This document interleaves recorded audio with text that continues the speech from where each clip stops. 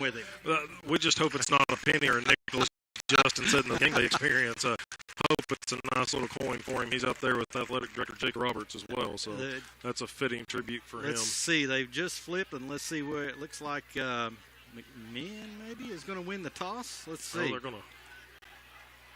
They've won the toss, and they've accepted. They've decided to receive the kickoff. They're going to start early and try to keep the ball away from this Bears offense, it looks like. Landon Fagans, Luke Sliger, Eli Patton, and Caden Atkins. And those carry way back to the pack there in the end zone. The team is getting ready to come out. And here come the Cherokees. And they are busting through the sign. We got a great crowd. It's a great night for football. It is. This weather is fantastic. It's been so hot lately, but it's cooled down pretty nicely tonight. Pretty comfortable here. All right. All right, starting defensive lineup. Side for McMinn County. It'll be at defensive end. 19 Josh Rouse will play both ways. It's going to be 36, Caden Melton. His jersey number is scheduled to change a few times this year, but Caden will be starting at the other end. 6'1", 185-pound junior. Interior of the line, 55, Jackson Montgomery, 6 foot, 243 junior. 99, Henry Cook, the sophomore at 6 foot, 245 pounds. Linebacking core includes 44, Luke Sliger, the 5'9", 175-pound senior. 41, Landon Fagans, 6'2", 210-pound senior. And then 37, Cam Miller, a 6'1", 210-pound junior. Defensive backs include at the corners, it'll be 2, Dakota Thompson, 5'7", 132-pound junior. 10, Jacob Sharp, 5'6", 132 junior. And then safeties include Ethan Faulkner, number 26, and number 1, Cayman Brown, 5'10", 165-pound junior. So Faulkner, Miller, Rouse, some of those key guys going to go both ways tonight for the Cherokees. Spence Owens, of course, will be the place-kicking specialist when we see him, 82. He's a 6'4", 190-pound senior here. It looks like Ethan Faulkner and Tarz White are going to be deep back for the kick. And kicking off is going to be Skylar Perkle will be kicking off for the Bears. And I mean, this is a great crowd. It is absolutely. Absolutely. The visiting stands are just about packed, and we don't see that often. No, definitely not. Bradley Central, their fans travel well. We had the horse during the pregame coming out. That was awesome. Here's a kickoff that's going to go to Tarzan White. He takes it at the 10-yard line, up over the 15, finds a little seam, up over the 30-yard line to the 32. Good return. Cherokees going to have position starting at 1st and 10 from their own 32-yard line. They're going to be traveling from left to right, from the school side end zone, I guess we would say the north end zone, headed to the scoreboard side in the south end zone. McMinn County dressed in their home all black with gold lettering, black helmets with the gold MC across each side. Bradley Central in gold pants, white jerseys with black numerals. They have white helmets. It's 1st down and 10 from the 32-yard line. I'm just glad they got rid of their gradient. Here's a handoff to Tarzan White. Breaks one tackle behind the line, and that was Boo Carter coming in there. He slowed the play down. Tarzan gets back to the original line of scrimmage at the 32-yard line. So here is the wing tee, just as we said that we would see tonight. And we're going to see a lot of it. And McMinn's going to throw out of it at some point. I know it's kind of been mixed results. Talking images, so we'll see what happens with it. Everybody packed in tight. Here is a handoff up the middle, and it goes to Peanut Dyer, and he travels up past the 35 up to the 36-yard line. Nice little pickup right there. One thing that talked about in the coach's bench show with Coach Cagle, Dyer is going to see some tough yards. He is, but he's got the build for it. Yep. And he's a young talent that is continuing to work, building up his body a little bit. He's got the speed. Everybody knows that.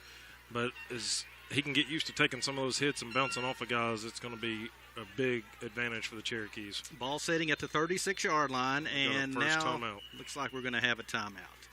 So Coach Cagle saw something there he didn't like. Might have had the play clock might have been running down a little bit. Well, we're going to take a timeout with them. Let's take a 30-second break. You're listening to Cherokee Football on WJSQ.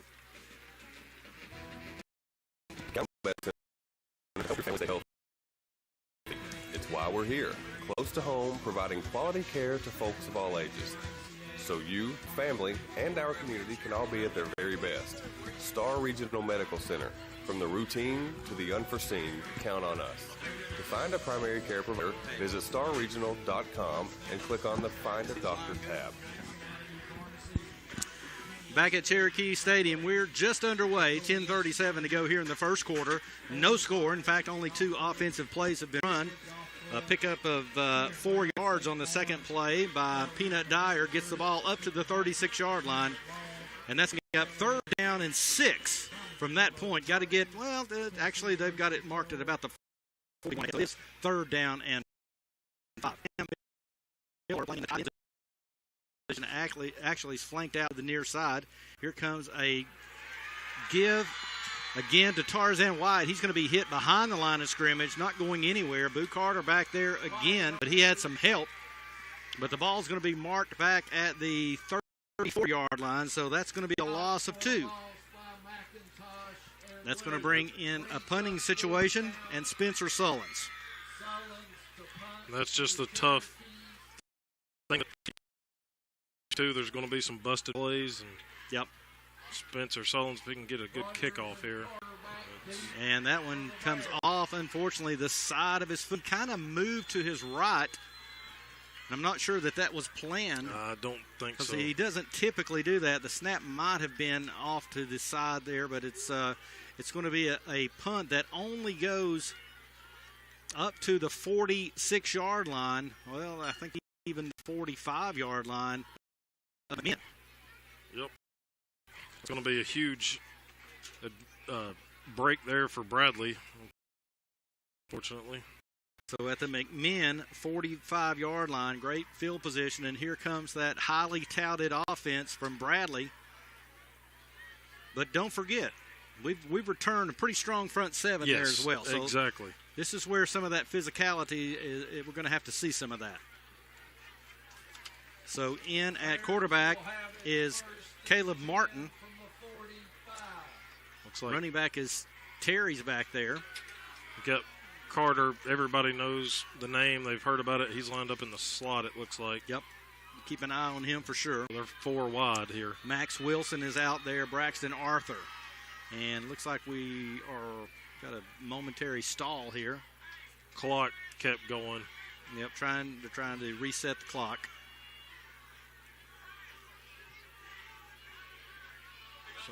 Putting on pretty good size across that line there. A lot of experience on this Bradley team. Martin in the shotgun. It's a lateral out to the right side.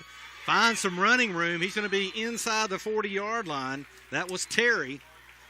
To Allen Terry. He's dangerous back catching it or running it.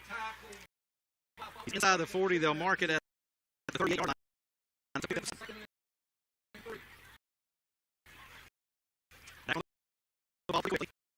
Here's snap. They throw it out to Boo Carter again. He's going to be inside the 30, right at the 30. He's brought down. Here's a late flag coming in. Landon Feggins is him, and he actually pulled back quite a bit. He got the first down, but we'll see if maybe this is marked at the 31, but I don't know what the flag's about. It's going to be a face mask or a hold, I'm betting. Came across the field. Kind of an odd place. Face it mask. Is a face mask. Face mask against the chair. So 15. The ball's marked at the 31-yard line. It'll be a first down. And they're going to march it all the way down to the 16-yard line. Got a good play. So first down and 10 from the 16. Martin back to pass. With no middle, he's got a man that's wide open. And he is into the end zone for a touchdown. J. Allen Terry. J. Allen Terry out of the backfield. Nobody picked him up coming across the middle, and he is in for a Bradley touchdown with 9 minutes and 5 seconds to go in the first quarter. He took a shot when he crossed. He's coming off limping right there. Yep, he sure is. Man, let him know you're coming across the middle. You're going to take a hit. He took it kind of in the knee area, it looked like. Perkle in to attempt the extra point. Here's the snap, a little low. Had a little trouble getting it down. The kick is up, it's no good. Off to the right. So missed extra point. With 9:05 to go in the first quarter, it's Bradley Central 6, McMinn nothing. We'll be back in seconds. All Things Exterior has the largest selection of vinyl siding and metal area. Hi, I'm Buffy Jones, inviting you to stop by and see how we can help with your construction or home improvement project. Our prices are competitive and no job is too big or small. Many colors are available within 1 to 2 business days. Micah and I have nearly 20 years of experience, so we know the industry, and we have professional installers who can get the job done right. We're located at 723 Congress Parkway South in Athens. All Things Exterior, your one-stop shop for vinyl siding, roofing, and more. Simmons Bank is proud to be part of our community. I'm Shane Whalen, regional president of the East Tennessee market. Simmons believes that healthy, vibrant communities don't just happen on their own. They happen when people make investments because we accomplish more together than we do for more than 100 years. Simmons has worked hard to make customer dreams come true, like buying a home, starting or managing money safely and securely. Visit us today. Simmons Bank, member FDIC. Here's the kick, and it's taken by Tarzan White again inside the 10-yard line. He moves it over the 20 to the 21-yard line. And that's where the Cherokees are going to start their second drive. Jared, just a little, well, we made it a little too easy there for the Bears by setting them up in good field position. Yeah, anytime you put them in the red zone, it kind of shortens the field a lot, especially when you got weapons in the backfield, a wide out. It just kind of easier for them to punch it in. So the second series of the game for McMinn County, they were 3 out in their attempt. They trailed this game 6-0. We're just underway here in the first quarter. Here's Brady Mullins under center. Might have been a broken play. Brady's going to try to do something with it. He gets up to about the 25-yard line, and they're going to mark it at the 24. Looked like he fell. Yeah, it'll be marked at the 25. So it's a pickup of 4 yards, and Jared looked a little like a broken play. It did, and good on Brady to kind of know that, being, really his first year. But looks like a reset. Like a take a lead for that one. Didn't reset for him. But good heads up play by Brady. This game, as you said, first start. Played a little last year, but only his second year of football. Yeah, that's so not only not a lot of experience on the field, not that much experience with football in general. Here's a snap, going to hand off this time, and that is Faulkner coming around. Played well there. A nice tackle by Zach McIntosh. Looked like behind the line of scrimmage. They're going to lose a yard back to the 24. We're actually right at the line of scrimmage. So kind of the downfall. Wing T, it got to seal that backside. I mean, Faulkner coming around this side off the counter and just kind of didn't get the backside cleared out. And it looks like they're working with the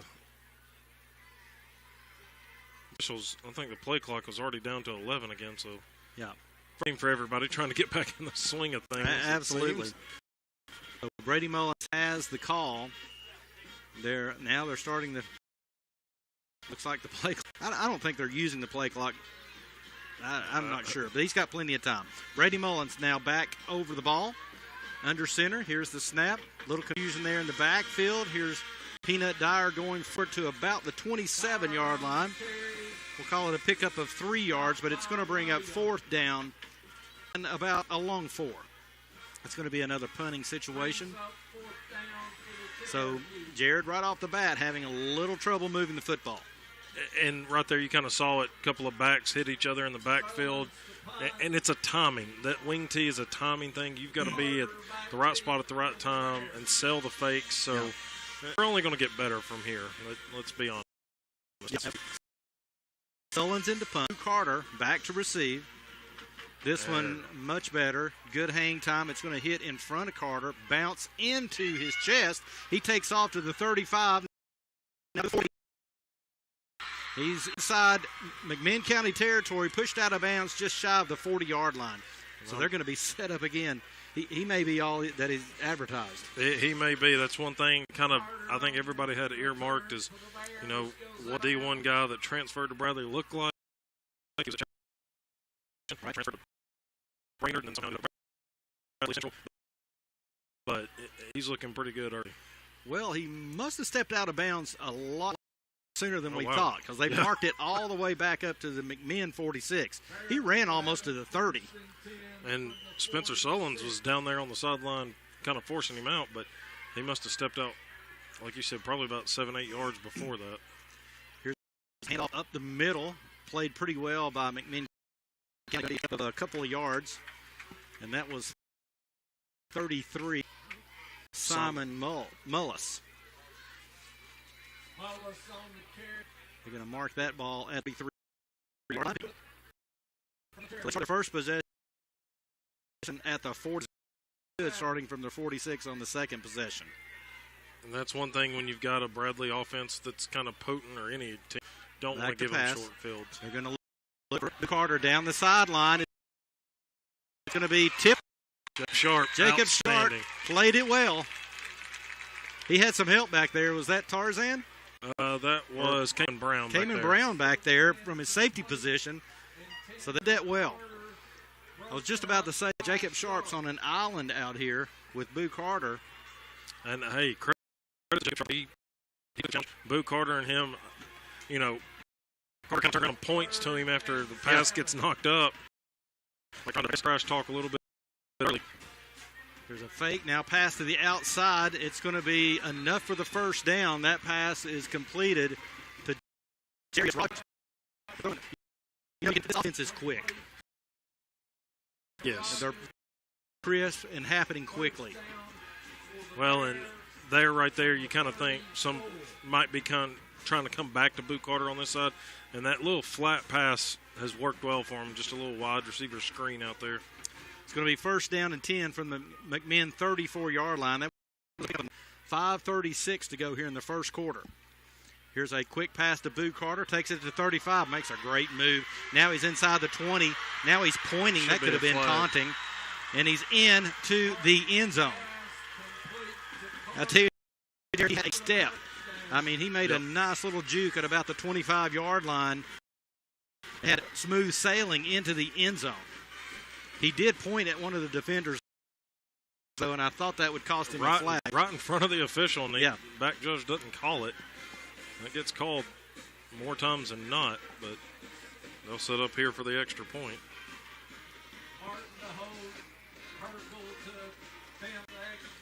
Here's a snap. It's a better snap this time. Kick is up. This time it's good. 5:23 to go in the first quarter. It's Bradley Central 13, McMinn County nothing. We'll be back in 60 seconds. Getting a good night's sleep is essential to your quality of life, so your mattress is one of the most important purchases you'll ever make. When it comes to comfort, one size doesn't fit all. The friendly staff at Plaza Electronics can help you find the right fit with brands like Tempur-Pedic, Serta, iComfort, and Beauty Rest. They also have lift beds and lift chairs, offering free delivery and setup. 12 months, same as cash. Proudly serving this area for over 32 years. Appliances. Visit them at their new location in the former home of Staples at 1609 Congress Parkway South, Athens. Hello, this is Renee with Madison Avenue Pharmacy. Here at your only independently owned Health Mart Pharmacy, we offer cholesterol, blood pressure, and blood sugar, and provide immunizations for illnesses such as flu, pneumonia, COVID, shingles, and Tdap. We also offer free local prescription delivery. Madison Avenue Pharmacy is open from 9 to 6, Monday through Friday, 9 to 1 on Saturday. Madison Avenue Pharmacy, 1001 West Madison Avenue, Health Mart, taking the time to listen. And here's the kick by Skylar Perkle. It's going to be taken by Faulkner at the 15. Now breaks out over the 20, running towards the sideline. Got just past the 20, where it's going to be first down and 10 for the Cherokees.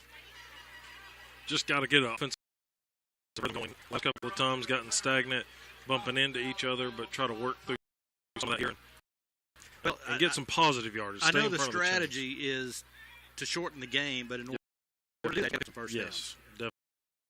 They've been unable to do so thus far. Now there's an official time, and maybe they're still struggling some with that clock. I'm not sure. Let's. We're going to say right here. Their officials standing on 22 with the ball. Yep. And Could this be a mandated water break? Maybe. It could be temperature check, something like that. It could be, because I know the officials are checking the right now. So it could very well be just a mandated break, and that happens early in the season at times. The TSSAA, of course, has some pretty stringent rules on the heat index, and that might be where we're at, although it's a pretty doggone comfortable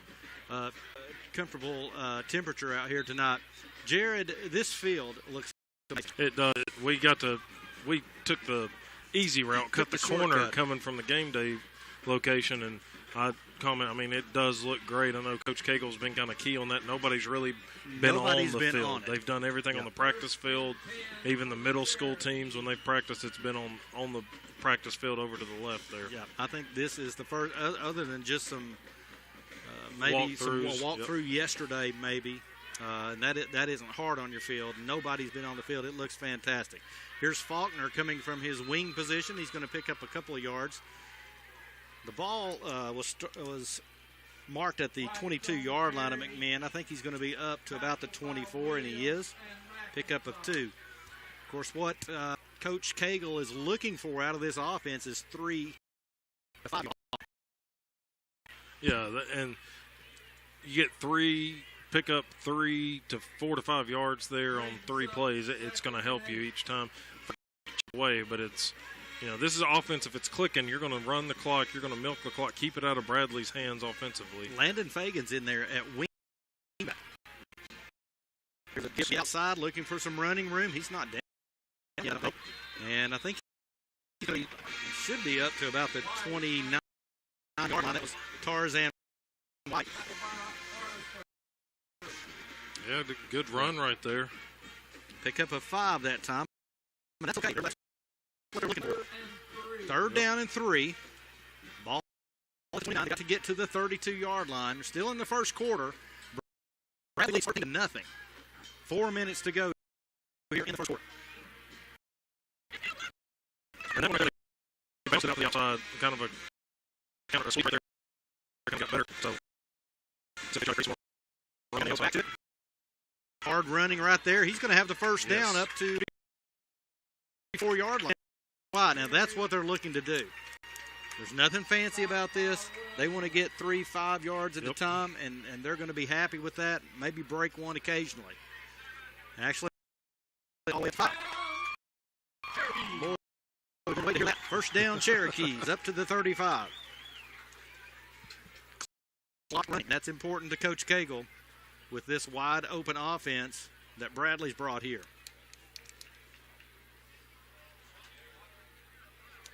In addition to Boot Carter, who are some other guys out there? You got some other commitments. Marcus Gordy Jr., they're both on this left side of the field at the safety position. They're both going to Knoxville next year. There's a broken play slam. Brady Mullins down. That's going to go down as a loss back to the 32-yard line. Loss of 3. And that's how that penetration from the Bears really breaks things up. It breaks the play up. And that was 100% Boo Carter there. He just come from a quarterback position here and maybe need to start mixing in some pass. I mean, it's tough to pass. You're literally everybody's in a 2-3 yard area right there. It's got to be something fairly quick. And you got to hope you fool somebody. He read it, got through a blocker, and really untouched Mullins there. Now to go to the other side. Pretty well played again. There's a nice hit right there by Tito Williams on the other side. Jared, there's plenty of speed out there for Bradley. There is, and I think that's what McMinn, even though they've got some speed in themselves, it's hard to match up against him right here. Bradley's got the edge right now. 3rd down and 12. He got fought back to the line of scrimmage. So ball marked on the 32. They've got to get all the way up to the 45-yard line. So actually 13 they're needing right.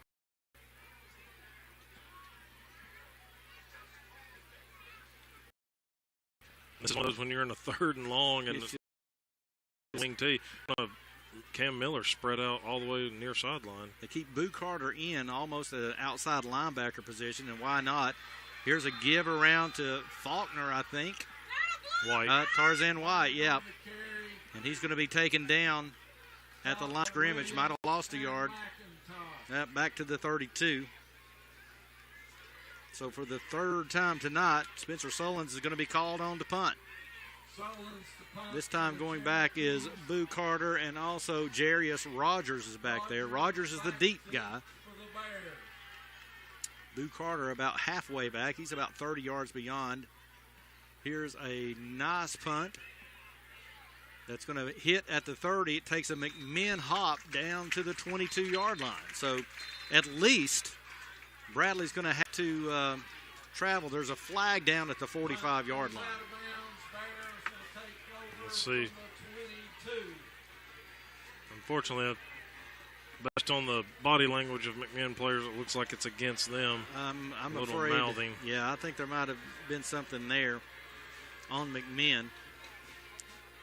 Great punt, though. After the first punt by Spencer Solons definitely didn't go his way, he's at least responded with 2 decent kicks. Yep. It's going to be a personal foul on the Cherokees. So you had them back at the 22. And are they going to mark this off? It is supposed to be, all the rules are supposed to be from the line of scrimmage now. So it should be marked off from back at the 22. Yeah, that's where they're going now. That is one good rule change, at least. May not have to make sense here. From the 22,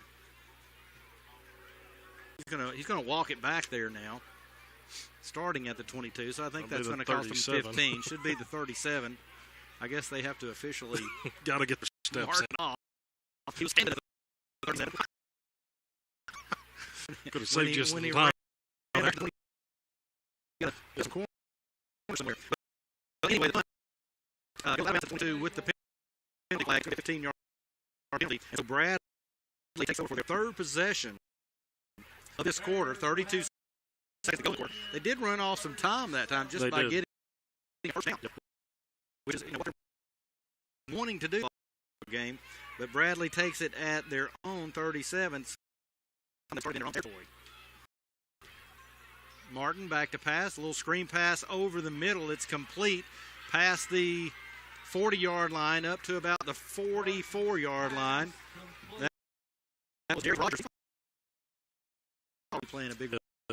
Yeah. You got the weapons on the outside, a little shuffle, run a screen there in the middle. I don't know what the scoreboard says. Yeah.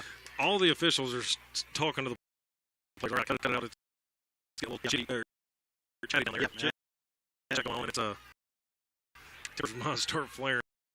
Yeah, and that is especially if Bradley starts getting this lead. But gain of 7 on the play, up to the 44-yard line, 2nd down and 7. Clock's running under 10 seconds. They'll probably get this play off.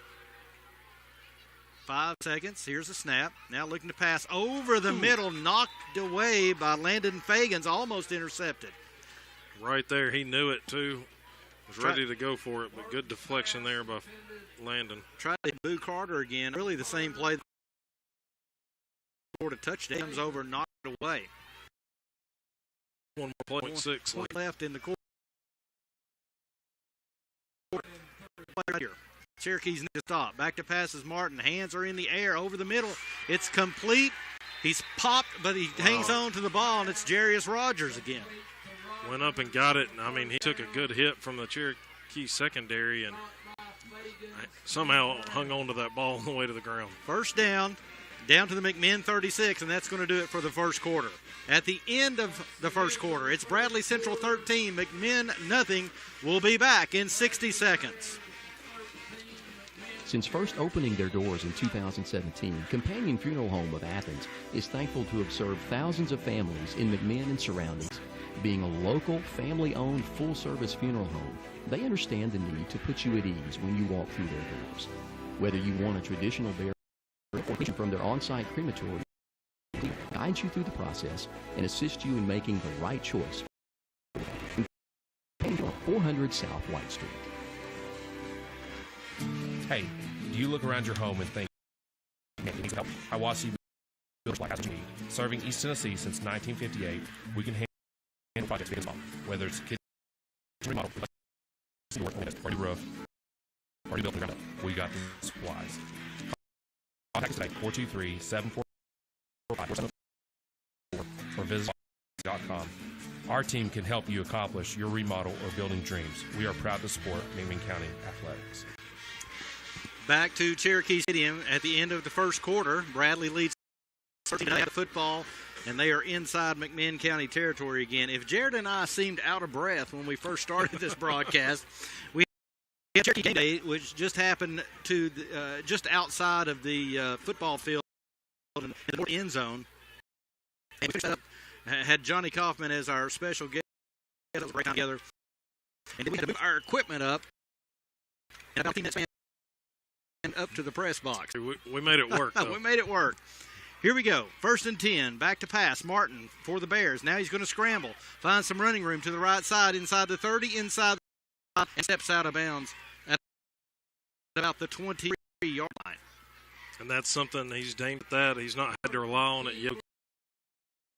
Coach mentioned that in their press coverage is that Martin can get him out of some trouble. And he came from the wing T offense. Right. He came from it at Ray County. That's what they ran while he was there.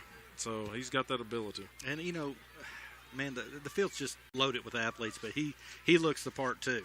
Yes. And he is calm as a cucumber out there. Here we go. Up the middle.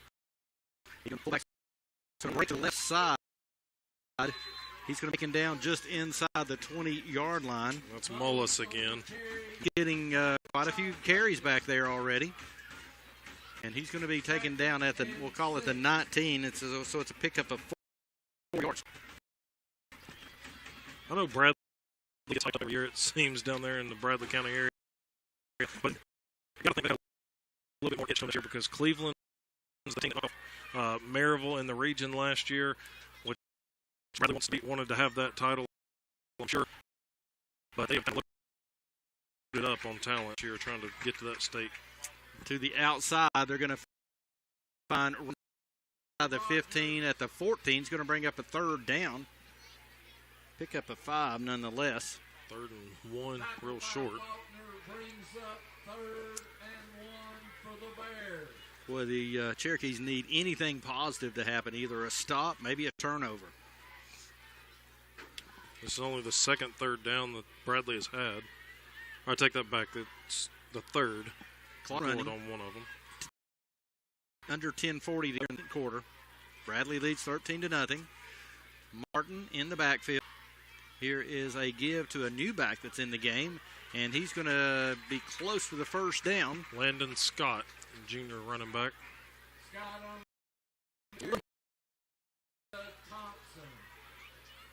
That's close to the 1st down. I'm not sure if they're going to need a measurement.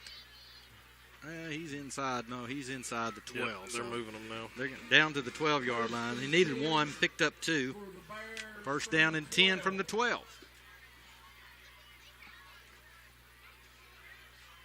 This is where they're dangerous. I mean, still in shotgun, that spread offense. Yep.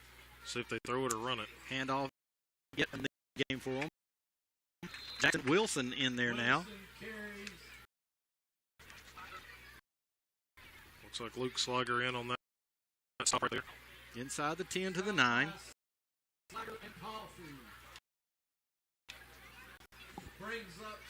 Second down and 7 after the pickup of 3. The Bears looking to the sidelines for the play call. Defense getting set. Beautiful night in Athens, Tennessee. Here is a fake handoff. Martin's going to keep it. He's going to be brought down.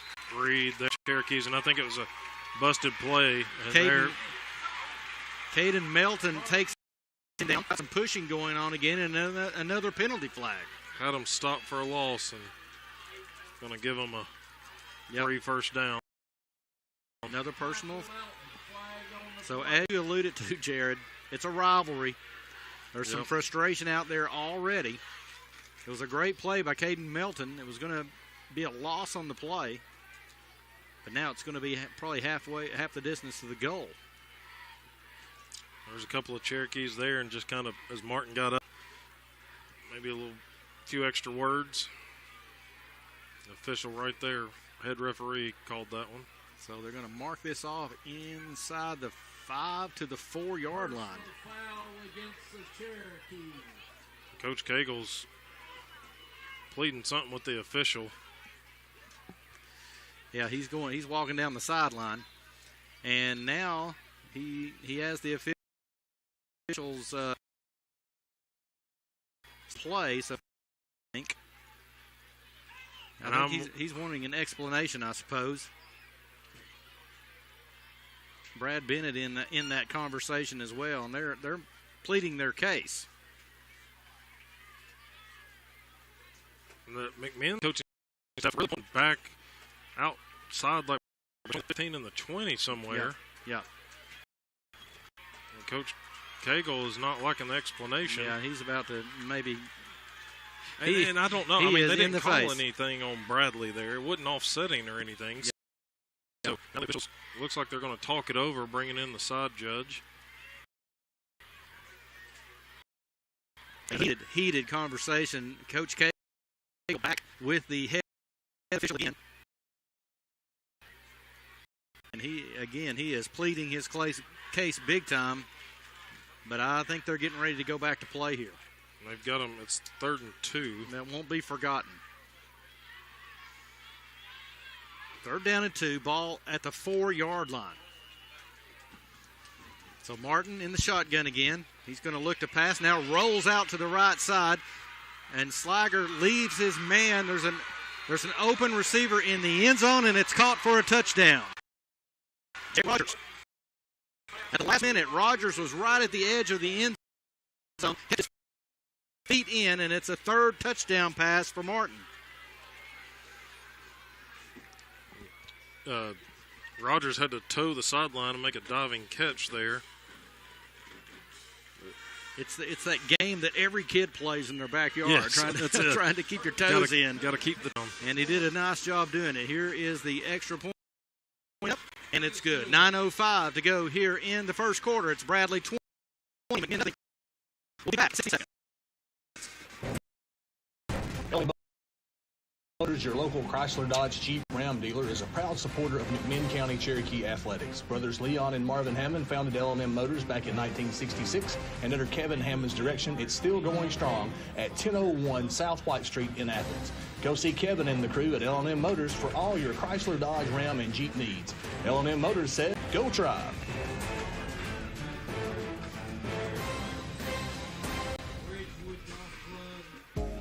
Tennessee Wesleyan University offers more than 80 majors and minors at the undergraduate and grad level. With the TWU pledge, students may be eligible to attend tuition-free. A 10-to-1 faculty ratio ensures students receive attention, and Tennessee Wesleyan remains one of the most important colleges in the region. Visit tnwesleyan.edu to learn more about on-campus and online opportunities. Choose blue at Tennessee Wesleyan University. Back at Cherokee Stadium, 9:05 to go here in the second quarter. Bradley has just scored, and now they lead 20-0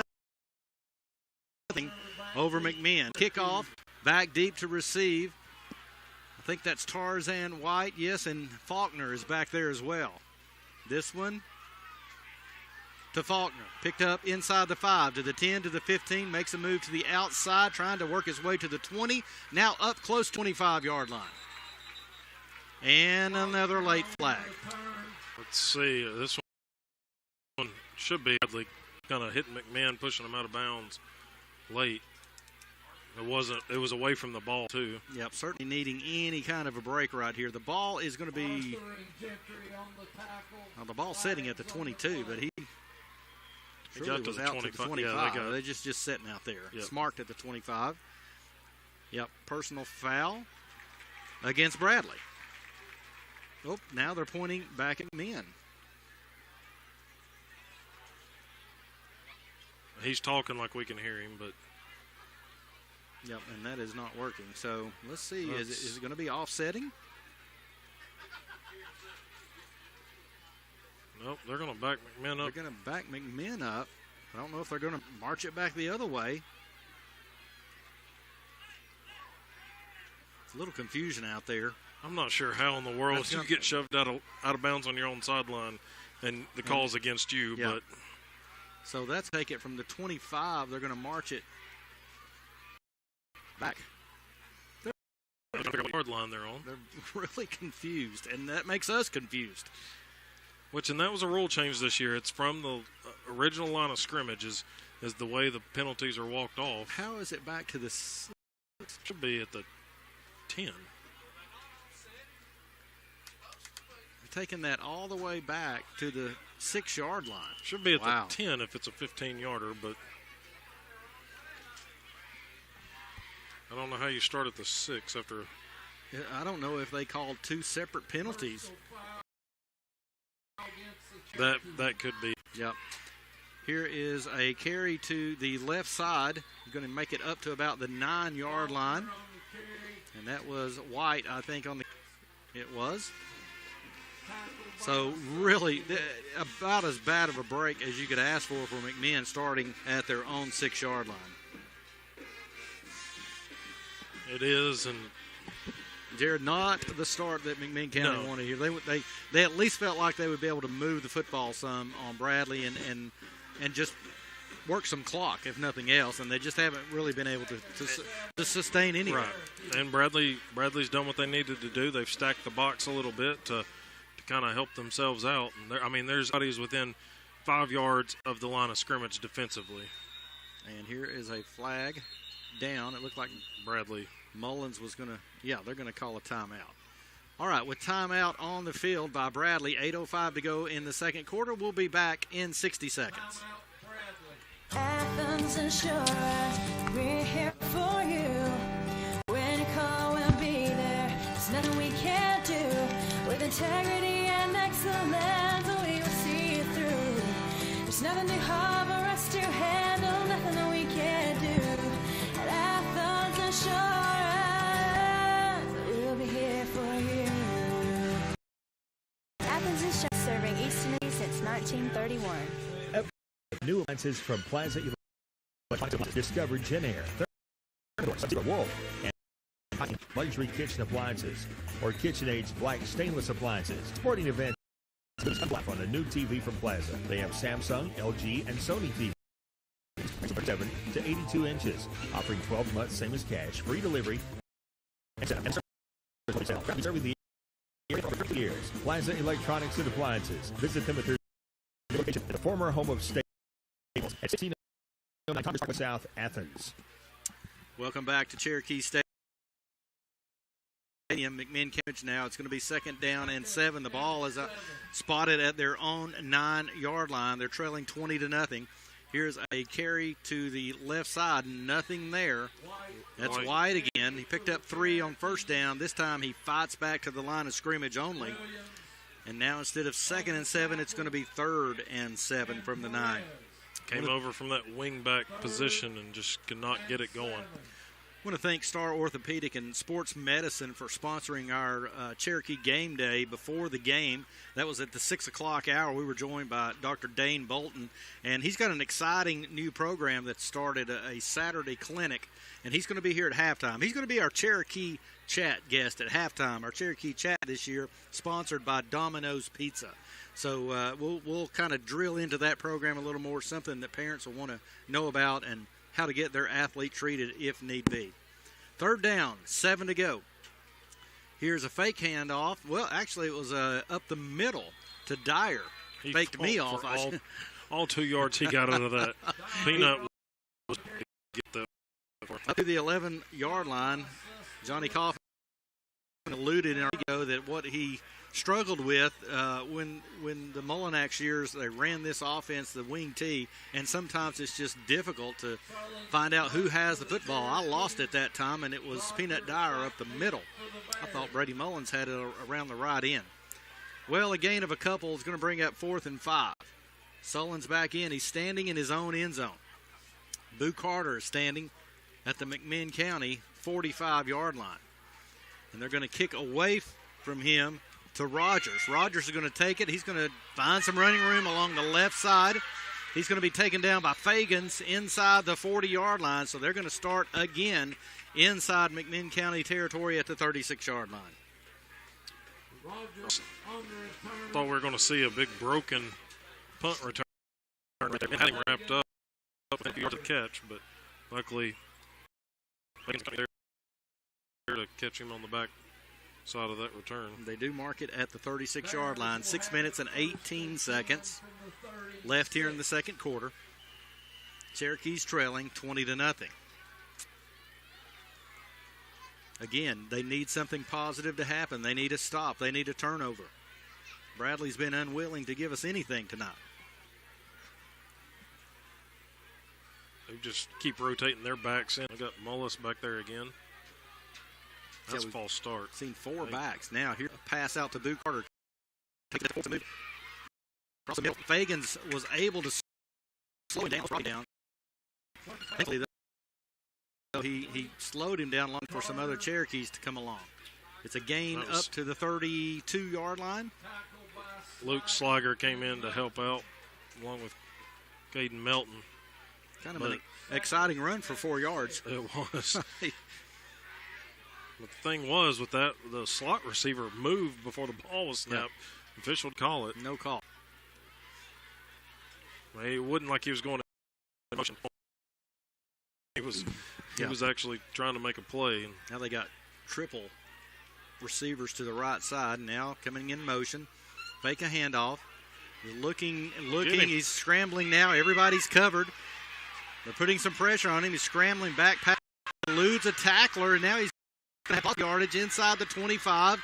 Brought down close to the 20. First down. Well, credit the center. They had them covered well. We just couldn't get to Martin. That's what was broken.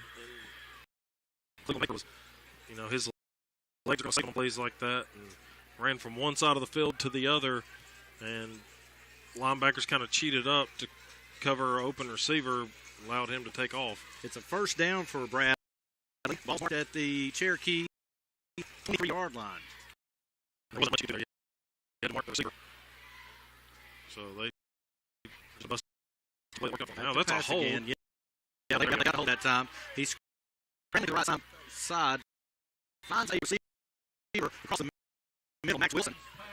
But I think this one is surely coming. That one's got to come back. Lyndon Fagans just got tackled by the offensive lineman down there. Now that's going to be team, I think, from the line scrimmage, right? It should be. Yep. If that's the case, it'll be marched back to the 33-yard line. Kind of learned some new rules ourselves. Bradley Central Band is here. They made a trip, pretty large contingency there. And a good group of fans they brought up 25 minutes north. The official is speaking. He must be talking to somebody up here down from us. I guess so. They gave the decline signal, but they're marching them back. They're marching them back, and it is back to the 33. And again, I don't know if there were two separate penalties or not. But I think he tapped the head, so maybe ineligible receiver is what they declined. Okay. Thank you, Jared. Just keep getting confused. Yeah, same here. After the penalty, that makes it first down and 20. So that's at least been a good receivers. It's complete to the right side. There's and broken tackle. And now a flag down in the tackle zone. I guess we'll wait and see the call. It looks like in the area of face mask, and it is. Face mask on the Cherokees. They had that stopped for no gain. It was at the 33-yard line. I mean, right there in front of McMinn sideline, can all see it happen. He got hit by a bunch of guys out there. So they're going to mark that ball at the 26-yard line. Just a 5-yarder. Just a 5-yarder, I guess, yeah. First and 13 for the Bears. Still first down. Back to pass. Under pressure. Rolls to his left. Now he overthrows a receiver to the left-hand side, and here's another flag in the middle of the field. Jeez. So not sure what this one is tonight. No, the wing T's supposed to slow the game down, but not the flags. The flags are. That doesn't keep the clock running. Yeah. And they're going to talk this one over. They're going to talk to the official on the. And they're going to wave it off. We got used to throwing it, but we're just going to put this one back in the pocket. I have no idea what that was about. I'll be honest. I keep thinking there's flags thrown, but it's Landon Feggins has cleat covers. Yeah, he's so. taped his cleats with yellow tape or cleat covers of some kind. I'm with you on that. I keep catching that myself. All that to say, it's 2nd and 13. Exactly right. 2nd down, 13. Martin back to pass, throwing the football a lot all of a sudden. Going deep, looking for a receiver. They've got him, but he is out of the end zone.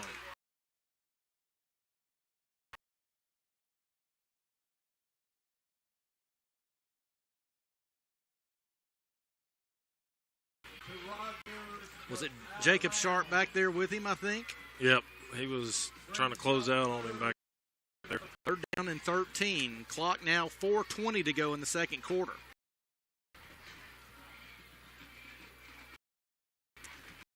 Kind of makes Bradley test a little bit what they wanted their region play right now with a 20-0 lead. Their play calling is all over the place, isn't it? Yeah. All right, they're going to call a timeout right now.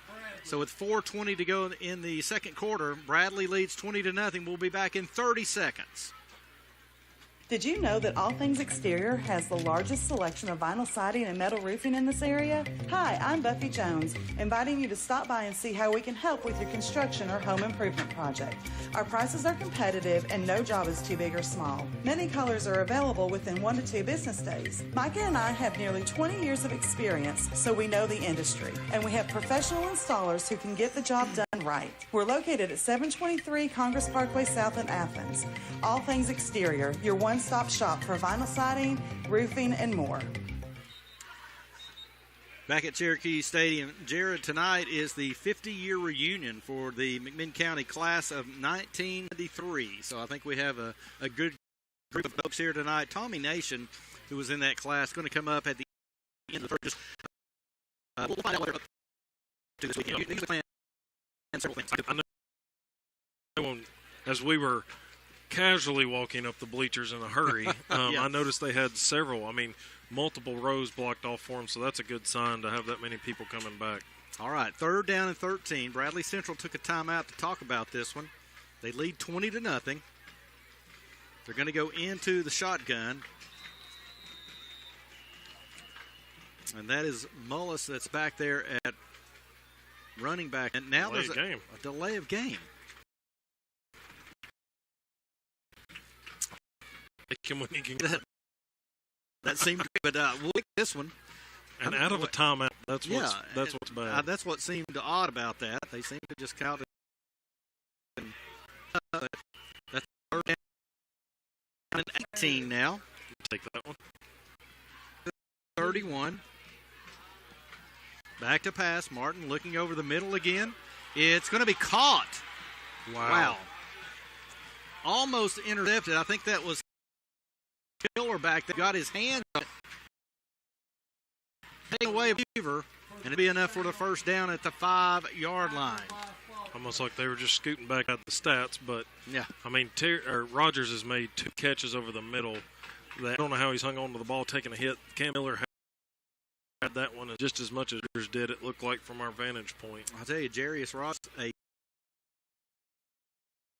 senior.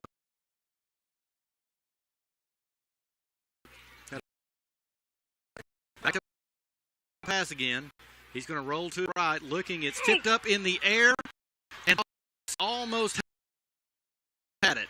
Oh, and that's going to be a penalty this time, I think, on Martin, and now we're just going at it. This is not. This is out of control of this yet. No, they haven't. We had a pretty good shoving match going on. Maybe some punches thrown down there.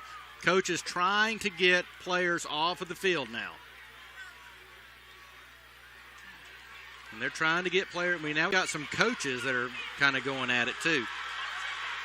We got a coach, I think, yelling at some players. Bradley cutting him to the sideline. There is all kinds of flags down. This is going to take a little. Yeah. This is going to take a little sorting out. There was a lot of pushing. There was probably some punches thrown in there. Took a moment to get them separated. And there's no replay, so let's just go ahead and say that. Yeah, they're not going to be able to decipher what happened. So we're about to hear the story of 7 different guys of what they saw. And that's the problem, is you've got to get a handle on the game. And and the chippiness had already started. So the first shove, I saw their quarterback. Yes. Yeah. Caleb Moore. He made the first shove, and I think that constituted the first flag. And then it was on after that, and you couldn't see everything that was happening. But I think I saw where a McMinn player definitely got a penalty right after he pushed someone. So they're going to have to sort a lot out. And here's the thing. There may be some ejections out of this. There could be, and there could be some coaching staff ejections. Yeah, absolutely. As far as Bradley came over, but, I mean, it happened near, by the way, the McMinn sideline. Yeah. The sideline, but it was down about the 10-yard line, so it didn't like the coaches and team are right there. They had to stop the 25-yard line, but some coaches did run down McMinn coaches trying to get their players off the field. But it didn't happen right on the sideline where all the players were. And it's one thing, coaches, to stay level-headed, but it looks like Bradley staff got a little heat, as you alluded to, yelling at some of McMinn's players, and I'm sure they're on. It looked like what I viewed was one of the coaches trying to get at one of our players. I mean, that's just what it was, and he was being held back. And I'm not saying if he had got to him, he'd have done anything. He was trying to. He was certainly yelling a lot. So they're going to talk this one for a little. I tell you what, I think now they're breaking up. Let's see what they have to say. I was about to take a break, but we won't. We'll keep it right here. We're not going to be able to hear what's. We'll do our best to decipher. There's a personal foul against Bradley. Against now Bradley against McMinn. And those offset. Is that all? They're out of all that? Wow. Wow. Let me tell you, you got Brad Bennett out there, and when you get Brad Bennett bowling, you've done something. He's pretty even kill guy no matter what it is. He's pretty even kill. After all of that, offsetting penalties, and the ball is at the 5-yard line. It's going to be 2nd and 5 for them. And nobody was thrown out. Now, and to say that there's no replay, TSSAA may come and look at it. You never know. So, but that definitely. Well, in addition to our radio coverage of this game, of course, we are live streaming. So many of you who are listening are also watching this. You saw some of what happened yourselves. But right there, good moment by Landon Fagans getting his defense as a senior leader there in the backer position, kind of rallying his guys up. Look, we got to knock it off. We got to get back in this. Well, you get the feeling it ain't over, though. No, definitely not. Without anything passed out. All right, 2nd down and goal from the 5. There's a handoff up the middle, straight into the end zone. That's back Jackson Wilson. There's a big hole back there. And there's some more flags for you. Yep, there's a flag at the 5, and there's a flag back in the back of the end zone. On Bradley for celebration. So I think they'll choose to take on the call. So it goes down at a 5-yard touchdown run for Bradley. Again, Jackson Wilson that time. In for the score. The score is 26-0. We got the point after coming. They're going to back them up on the kickoff, I believe. Yes, that's right. So the extra point being kicked from the 10 as it normally would, but they'll back them up. Not sure if that's a 10 or 15-yard penalty, maybe 15. Here's the snap. The extra point is up. And it's good. Jacob Sharper's right there at it. 3:34 to go here in the second quarter. It's getting chippy out here. Bradley leads 27-0. We'll be back in 60 seconds. Count on Star Regional Medical Center for lung cancer screening.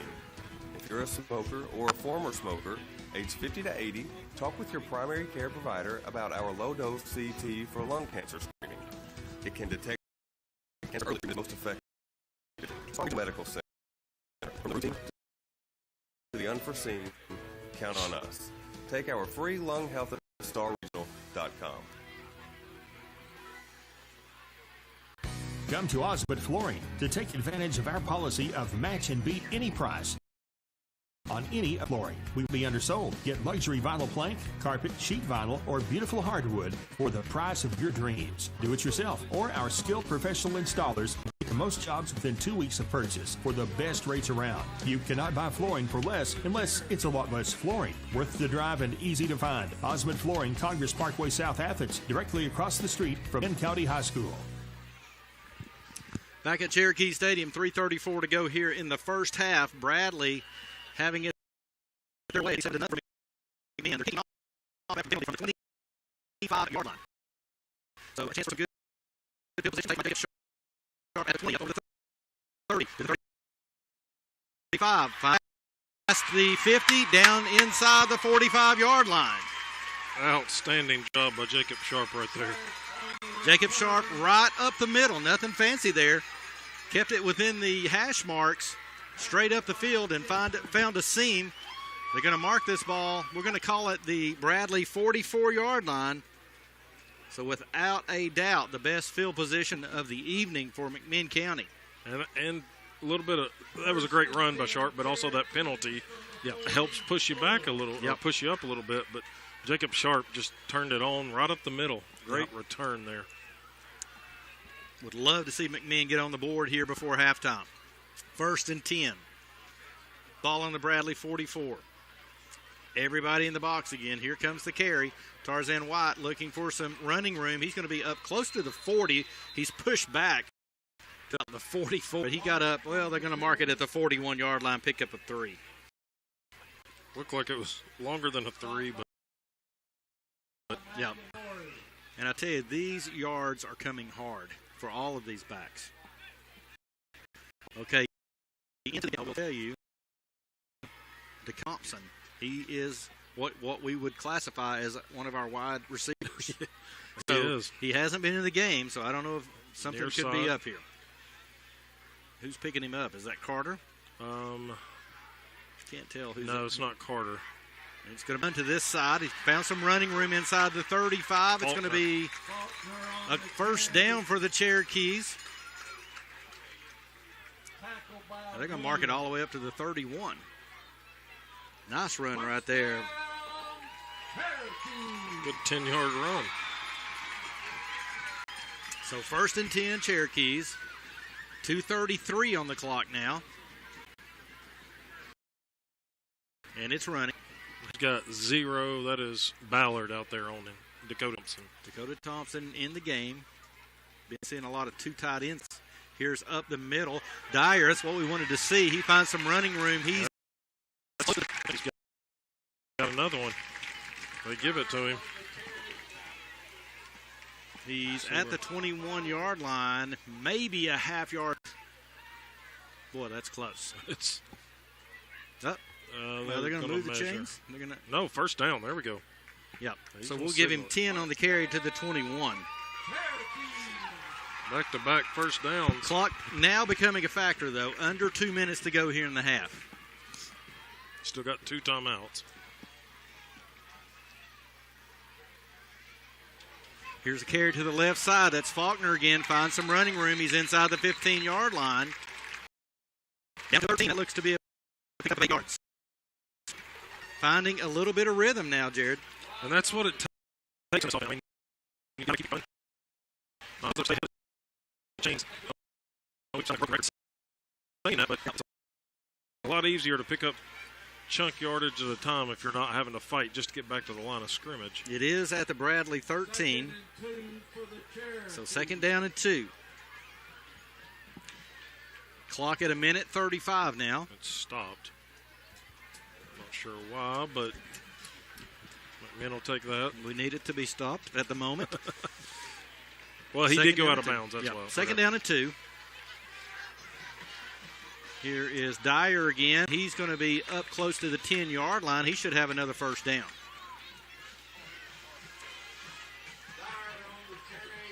Yeah, he fell for 2 yards. Yeah. I think he ran a couple before that. He is at the Bradley 10.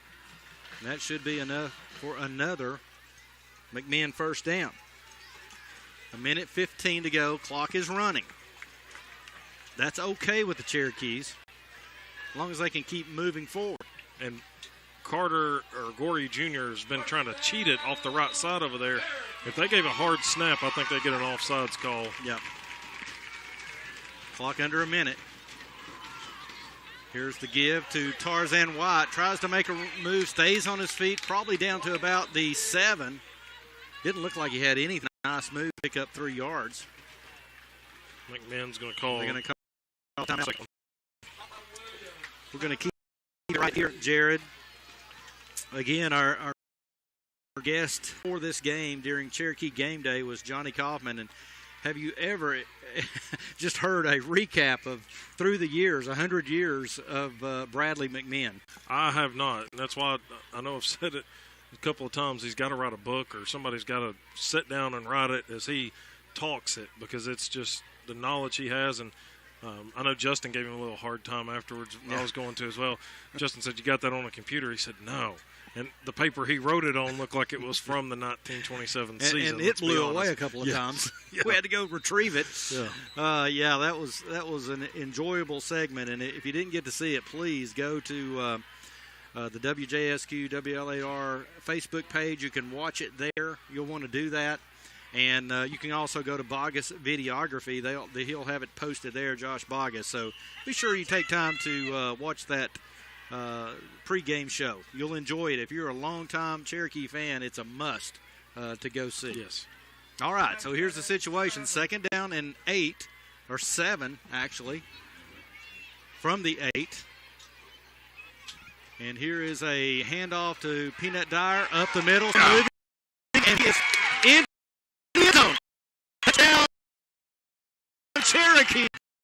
Bowling, talking about Peanut Dyer right up. He was just bouncing off people into the end zone. Nice little 7-yard TD. Bounced off of everybody out there. So now Cherokees line up for the extra point. And let's see if they move over into the traditional set. They do. So into attempt. Dakota Thompson is your holder.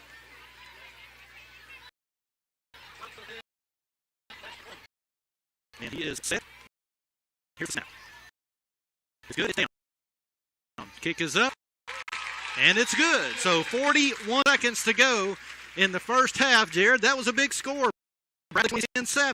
It was, especially right before half. Don't have too much time, but you never know. Just getting on the scoreboard, kind of wipe a little bit of the frustration you've had in the first several series, the penalties and all that. You have a good series right there, set up by a good Jacob Sharp return on the kickoff, and you answer. You kind of answer the Bradley touchdown right there. That's what you want to see. You know, and again, we were helped by the penalty. Yep. For a celebration that Bradley Central took, that backed them up 15 yards on the kickoff, and then the great return by Jacob Sharp up over the 50, inside the 45 to the 44 of Bradley. So good field position. That offense, that wing T works a little, and you could tell they got into a little more of a rhythm that time. And part of that is not getting tackled from behind. I think they have made good adjustments offensive line-wise of making sure that backside of the sweep kind of gets blocked. Yes. Because you had Carter and Gorey Jr. kind of cheating up on the edges from the cornerbacks, and you cannot get positive yards if you get somebody with a 4-1, 4. Again, all of these skill players, say skill players, that not implying that offensive linemen aren't skilled. They are. But we call these the backs. They're just getting experience. This is some of their first real game experience. So they're going to have to get some snaps under the belt. They a lot better on that drive. Here is the kick that's going to go well into the end zone. There you go. Sullins, nice job there on the kickoff. Bradley is going to take 41 seconds to go in the half. Will take over at their own 20-yard line. And it's also the more snaps you take, I mean, those young guys starting to understand the rhythm, so it's only, as we say, going to get better. And some of, like, you got some guys playing both ways. Landon Fagans, we've seen him in the backfield along with Cam Miller and those tight end, really playing in a tight end kind of position. Yeah. A little dangerous situation here. Surprised me if Bradley wanted to see what they could do in airing something out here. It's first team. They got it at their own 20-yard line. But no call again. Here's some pressure put on the quarterback. Throws downfield. Look, intending for Boo Carter on the sideline. Can't find him. Incomplete pass. He threw it away. He kind of threw it in his territory. Carter probably could have caught it. I don't think he saw it. Yeah.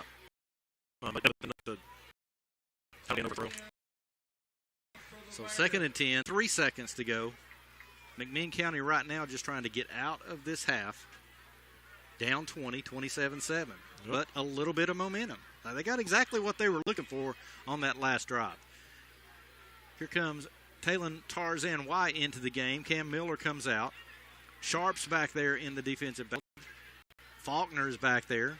And they're going to look deep over the middle. Just slightly overthrown to Darius Rogers, but boy, he was open. That seems to be where he likes to live. Yeah. A lot of receivers don't like going across the middle, especially after you take a hit that he did in the first quarter.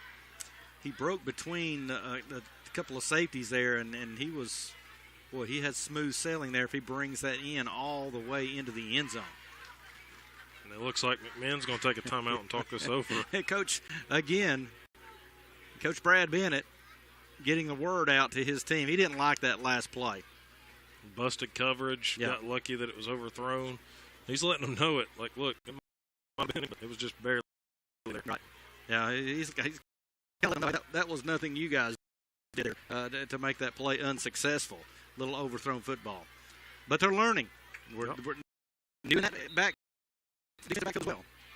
Faulkner some experience from last year. And this Bradley team could be one of the best teams McMinn sees all year long. That is a fact. And they're not used to seeing all year long. That's for sure. This is a tough season opener, and of course we've got a tough schedule. Yep. I agree with you. This might be the toughest team we see. Chris might have something to say about that. Oh, yeah. Here's around the right side, scrambling around, down at the 25-yard line. Jay Sharp, nice open field tackle. Gets Carter. Right there.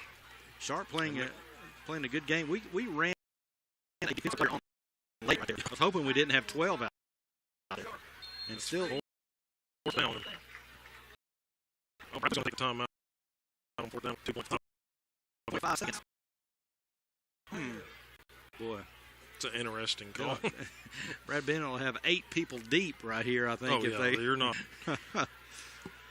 Because the quarterback is the punter, remind you. That's true. Caleb's role when he was at Ray County as well. One would think that they would just punt it away, but I don't know. It's a rivalry game. Tempers flaring already. The ball is setting on the 25-yard line, although the yard marker on the sideline has not moved with the ball. He's hanging out of the.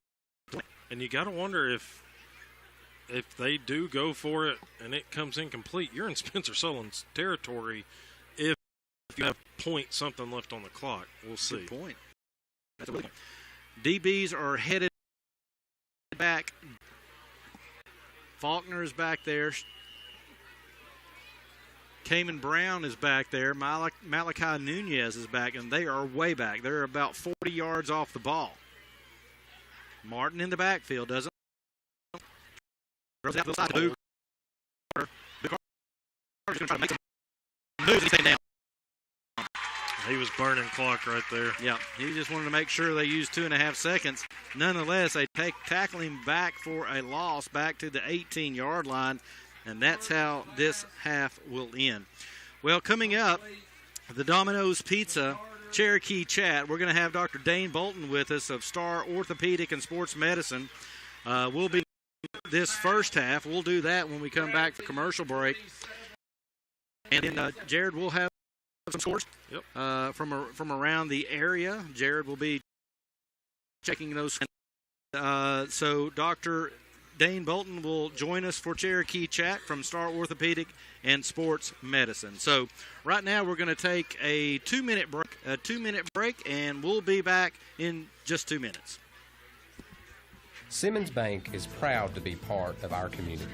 I'm Shane Whalen, Regional President of our East Tennessee market. Simmons believes that healthy, vibrant communities happen when people make investments in each other, because we accomplish more together than we do alone. For more than 100 years, Simmons has worked to help make customers' dreams come true, like buying a home, starting a business, or managing money safely and securely.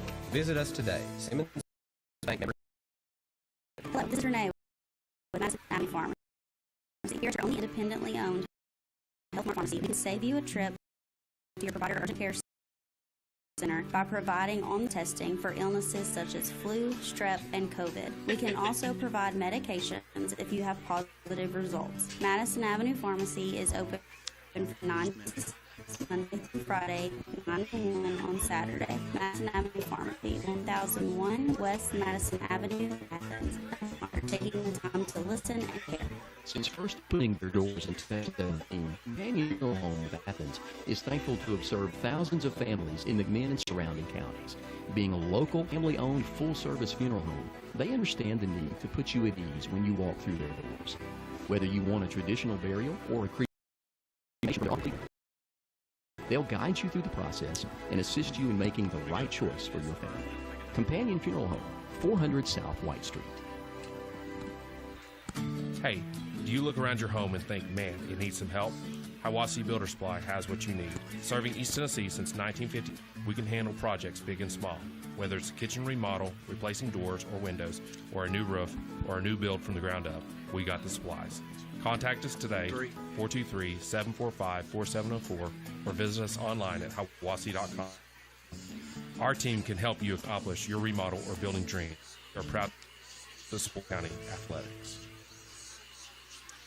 Back at Cherokee Stadium, it's halftime. Bradley leads McMinn 27-7. Let's review just how we got here. McMinn won the toss. They took the opening kickoff. They would go 3 plays and out. They had a punt that was off the side of the foot of Spencer Solons, and Bradley County would get the ball at the McMinn 45-yard line. 4 plays later, a 16-yard pass from Caleb Martin to J. Allen Terry. The extra point was no good. It was 6-0.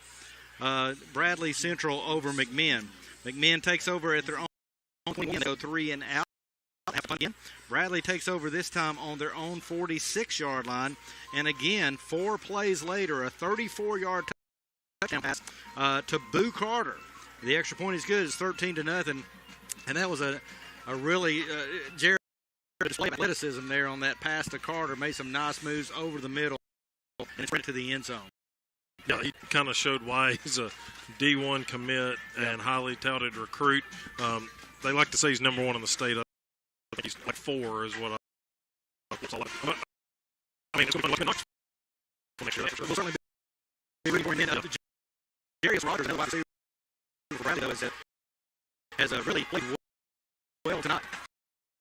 He's kind of been outside of that one play by Carter. It's been Rogers. They've actually really gone after more on a deep threat. Yeah. And Rogers has got a little bit bigger body, a little bit more height, so that could be some of it is the reason right there. But it's, when you've got that many weapons, you've got to really test your secondary and be like, okay, who are you matching up? Because you're going to be one-on-one with some of those guys. Yeah, absolutely. After the score, McMinn takes over. They do get a first down. They go 6 plays on their third possession. But they do have to punt again. It was a nice punt by Spencer Sullins, who, after that first punt, got his game back under control. Had some nice punts for sure. Okay, Bradley takes over then at their the Bradley 37, and they would march on an 11-play drive that would end with a 4-yard pass. This time to Jarius Rogers, who we just spoke about. The extra point was good. That made the score 20-0. McMinn again takes over. This time they're backed up all the way to their 6-yard line. They go 3 and out, have to punt. Bradley takes over to 36. They put together another touchdown drive. This time 8 plays and a 5-yard touchdown run, and they make the score 27-0. McMinn County takes over at their own 44. Best field position at Bradley 44. After the long return by Jacob Sharp, the best field position of the night, and they would go 7 plays, an 8-yard touchdown run by Peanut Dyer. It was a big score. It made it 27-7. Got a little momentum going for the Cherokees, and a good way to end the first half. It was. That was just a great drive set up by the penalty, and then the big return by Jacob Sharp, and just stayed ahead of the chains. Didn't have a play where you got behind something. If anything, everybody fell forward. And Peanut Dyer, if you get him falling forward, you're going to pick up 3, 4, 5 yards each time. All right, that takes us up to halftime. And again, the score, Bradley 27 and McMinn 7. We're going to be joined in just a moment by Dr. Dane Bolton of Star Orthopedics and Sports Medicine. Our Cherokee chat this year is going to be brought to you by Domino's Pizza. We appreciate their sponsorship of our halftime show. We'll be talking to players throughout the years we have done in the past with Cherokee Chat to let you get an opportunity to get to know players. We'll have some live guests as we do tonight up here. And so we're going to take a 60-second break. We'll be back with Dr. Dane Bolton and Cherokee Chat. 60-second break. We'll be back.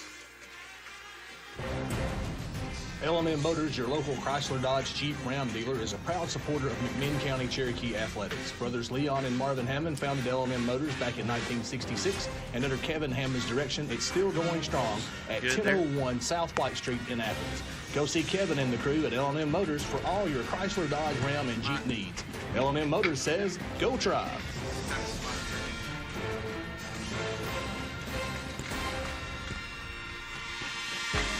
Tennessee Wesleyan University offers more than 80 majors and minors at the undergraduate and graduate level. With the TWU Pledge, students may be eligible to attend tuition-free. A 10-to-1 student-to-faculty ratio ensures students receive individualized attention, and Tennessee Wesleyan remains one of the most affordable colleges in the region. Visit tnwesleyan.edu to learn more about on-campus and online opportunities.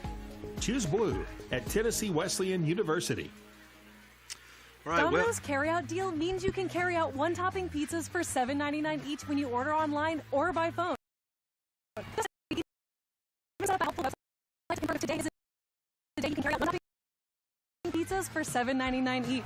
Just go to howaboutoday.com to find out if that deal is valid today. Spoiler alert, it is. Carry out only. Ask for availability and availability varies by crust type.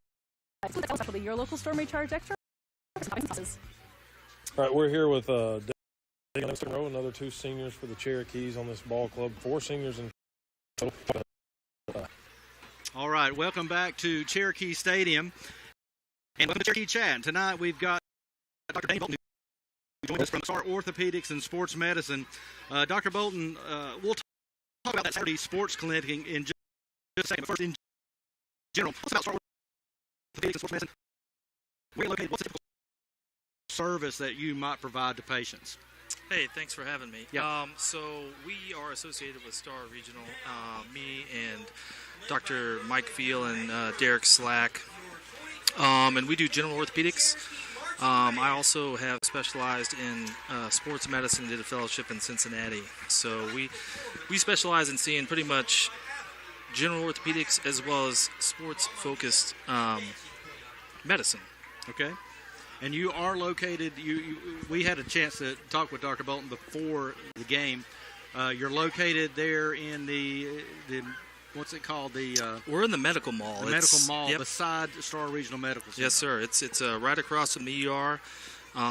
It's got a bunch of different offices in there. We're getting a sign and everything going to help guide, but we're there. We've updated our office. We've expanded it. We've got X-ray in the office as well. Let's get into your training a little more. You've had a great deal of training, obviously, education in sports medicine. So just tell our listeners a little bit about yourself, what led you into the field, and maybe a little more about your background. Sure. I grew up in Chattanooga. I went to Hickson High School, played sports. I graduated from UTC. I went to medical school at Lincoln Memorial University. Did my residency training in York, Pennsylvania, and then was lucky enough to do a sports medicine fellowship in Cincinnati.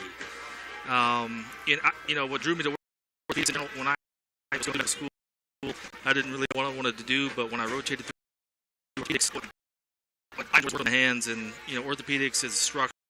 It's a structural problem, we can fix it. Sometimes we don't need to do surgery for that. Sometimes we do.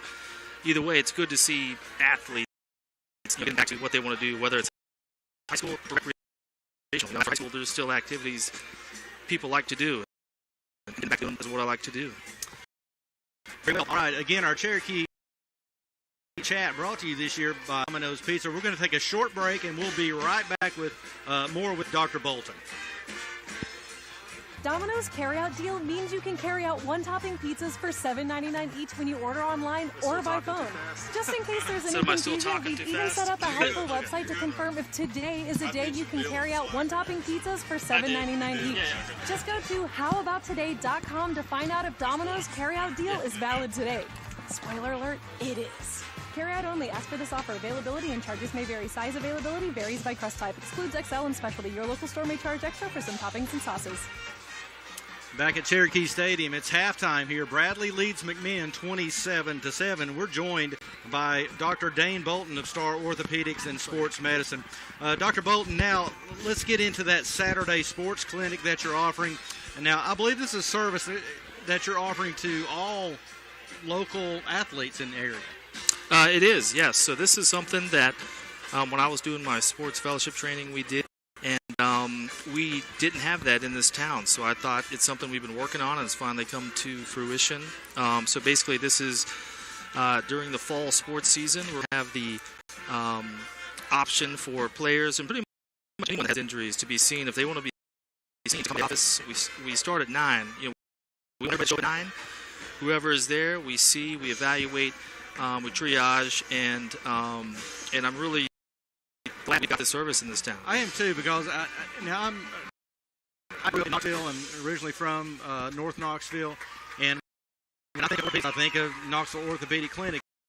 And I know that was an offering that for athletes they could go there. And now I don't know what the program's like, but so to have this right here in McMinn County, it's just such a great offering. I think. Now, how important is it for an athlete who suffers an injury, let's say on a Friday night, to get examined and get that, get the process started of what's the severity of the injury, maybe the first steps to healing? Just how important is it to have that looked at quickly? I think it's important. And honestly, the big thing is you have an athlete that has done something that's going to limit their playing career. You have parents that are worried, and the big thing is being able to tell them, hey, I think this is a big deal, or hey, it's not, and then getting the ball rolling on what they need. So to me, it's something that, there's a lot of anxiety when someone's injured and they don't have a professional to look at them and tell them, hey, I think this is going to be okay and we can treat this, or hey, this may be a little more serious. So if a parent is bringing a son or a daughter and they're coming to this clinic on a Saturday morning, what's important for them to bring with regards to paperwork-wise, insurance cards, things like that? Yes. So that's just bring everything you'd bring for a normal doctor's visit, right? Okay. So you want to make sure you at least know all their allergies, medications, somewhat of their history, insurance card, things like that. Very good. Okay, we're going to take another quick break right here. Again, we thank Domino's Pizza for sponsoring our Cherokee Chat halftime show. We'll take another quick break and have some final comments from Dr. Dane Bolton.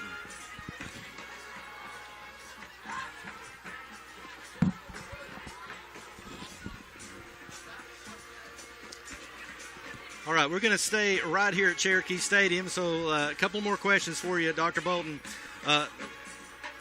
want to talk about this game tonight. First of all, Sure. I would imagine anybody who gets into sports medicine, there's got to be a sports fan in there somewhere. Yeah, You of grew course. up enjoying sports and like being around it. So what do you think of what you're seeing out here tonight? Obviously not going McMinn's way at the moment, but a lot of talent on the field. Yeah, no, on both sides, everyone is fighting hard. I don't think anyone's given up at this point. I mean, the last 5 minutes, it looked like a totally different football game. But yeah, this is exciting. You know, I was talking to somebody waiting outside here that I don't think I've ever been to a high school football game that had this many people and this kind of buzz in it. You know, it's exciting. Now, Justin Kaufman standing behind you. Justin, I'm going to pull you in here. Let's see if we got you here. Check. Okay, yeah. Okay, Justin, there's a term you used to like to use when you were up here, and that is, hey, this game's getting a little chippy out here. It's getting chippy again. I don't chippy may be the word for this one because it is. I was just talking to Jared Wright, and I said I have no idea how nobody's been tossed yet because this. But beside the point, this is McMinn and Bradley. Listen, I told my wife sitting down there earlier, I said at least they're still fighting them. Yeah, you know, I absolutely. mean that's how you look at that. It's nobody's throwing the towel in. They're still fighting. It's almost like, hey, they grew up just a little right there. You know, they sure could have did. just laid down. And then the score right before the half was big. That was big. But yeah, I was shocked from what I saw. No one was ejected.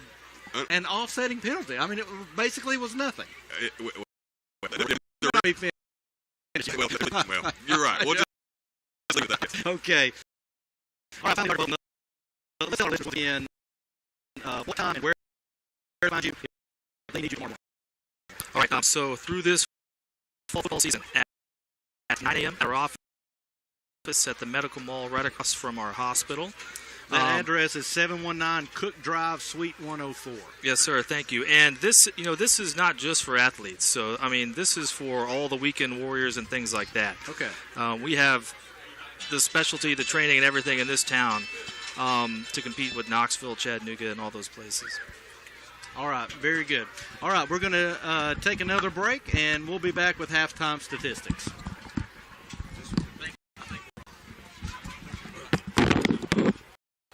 Thank you, man. Hey, good job. I'm down there with Roddy, down in the front down there. All right. Stadium. I think we might have dropped off the air there for just a moment. We have Dr. Dane Bolton with us of Star Orthopedics and Sports Medicine, and he's done a great job. We got Terry Stansel here. You ready to go with Stansel? I'm ready to go, brother. All right, let's get right loud. at You've been yelling down there. Yeah, a little loud here. All you, Terry. All right, for the Cherokees, 4 first downs, 68 yards rushing on 23 carries, 2.95 yards a carry, 1 rushing touchdowns. They have not thrown the ball at all, 68 yards first half. Penalized, I've got 5 times 65. That could be in question. Yeah. Punts, 4 for 148 for a 37-yard average. For Bradley, I've got 10 first downs, 40 yards on the ground on 10 carries, averaging 4 yards a carry. 137 yards in the air on 13 completions out of 19 attempts, no interceptions. 177 yards for Bradley for the first half, penalized 3 times for 30.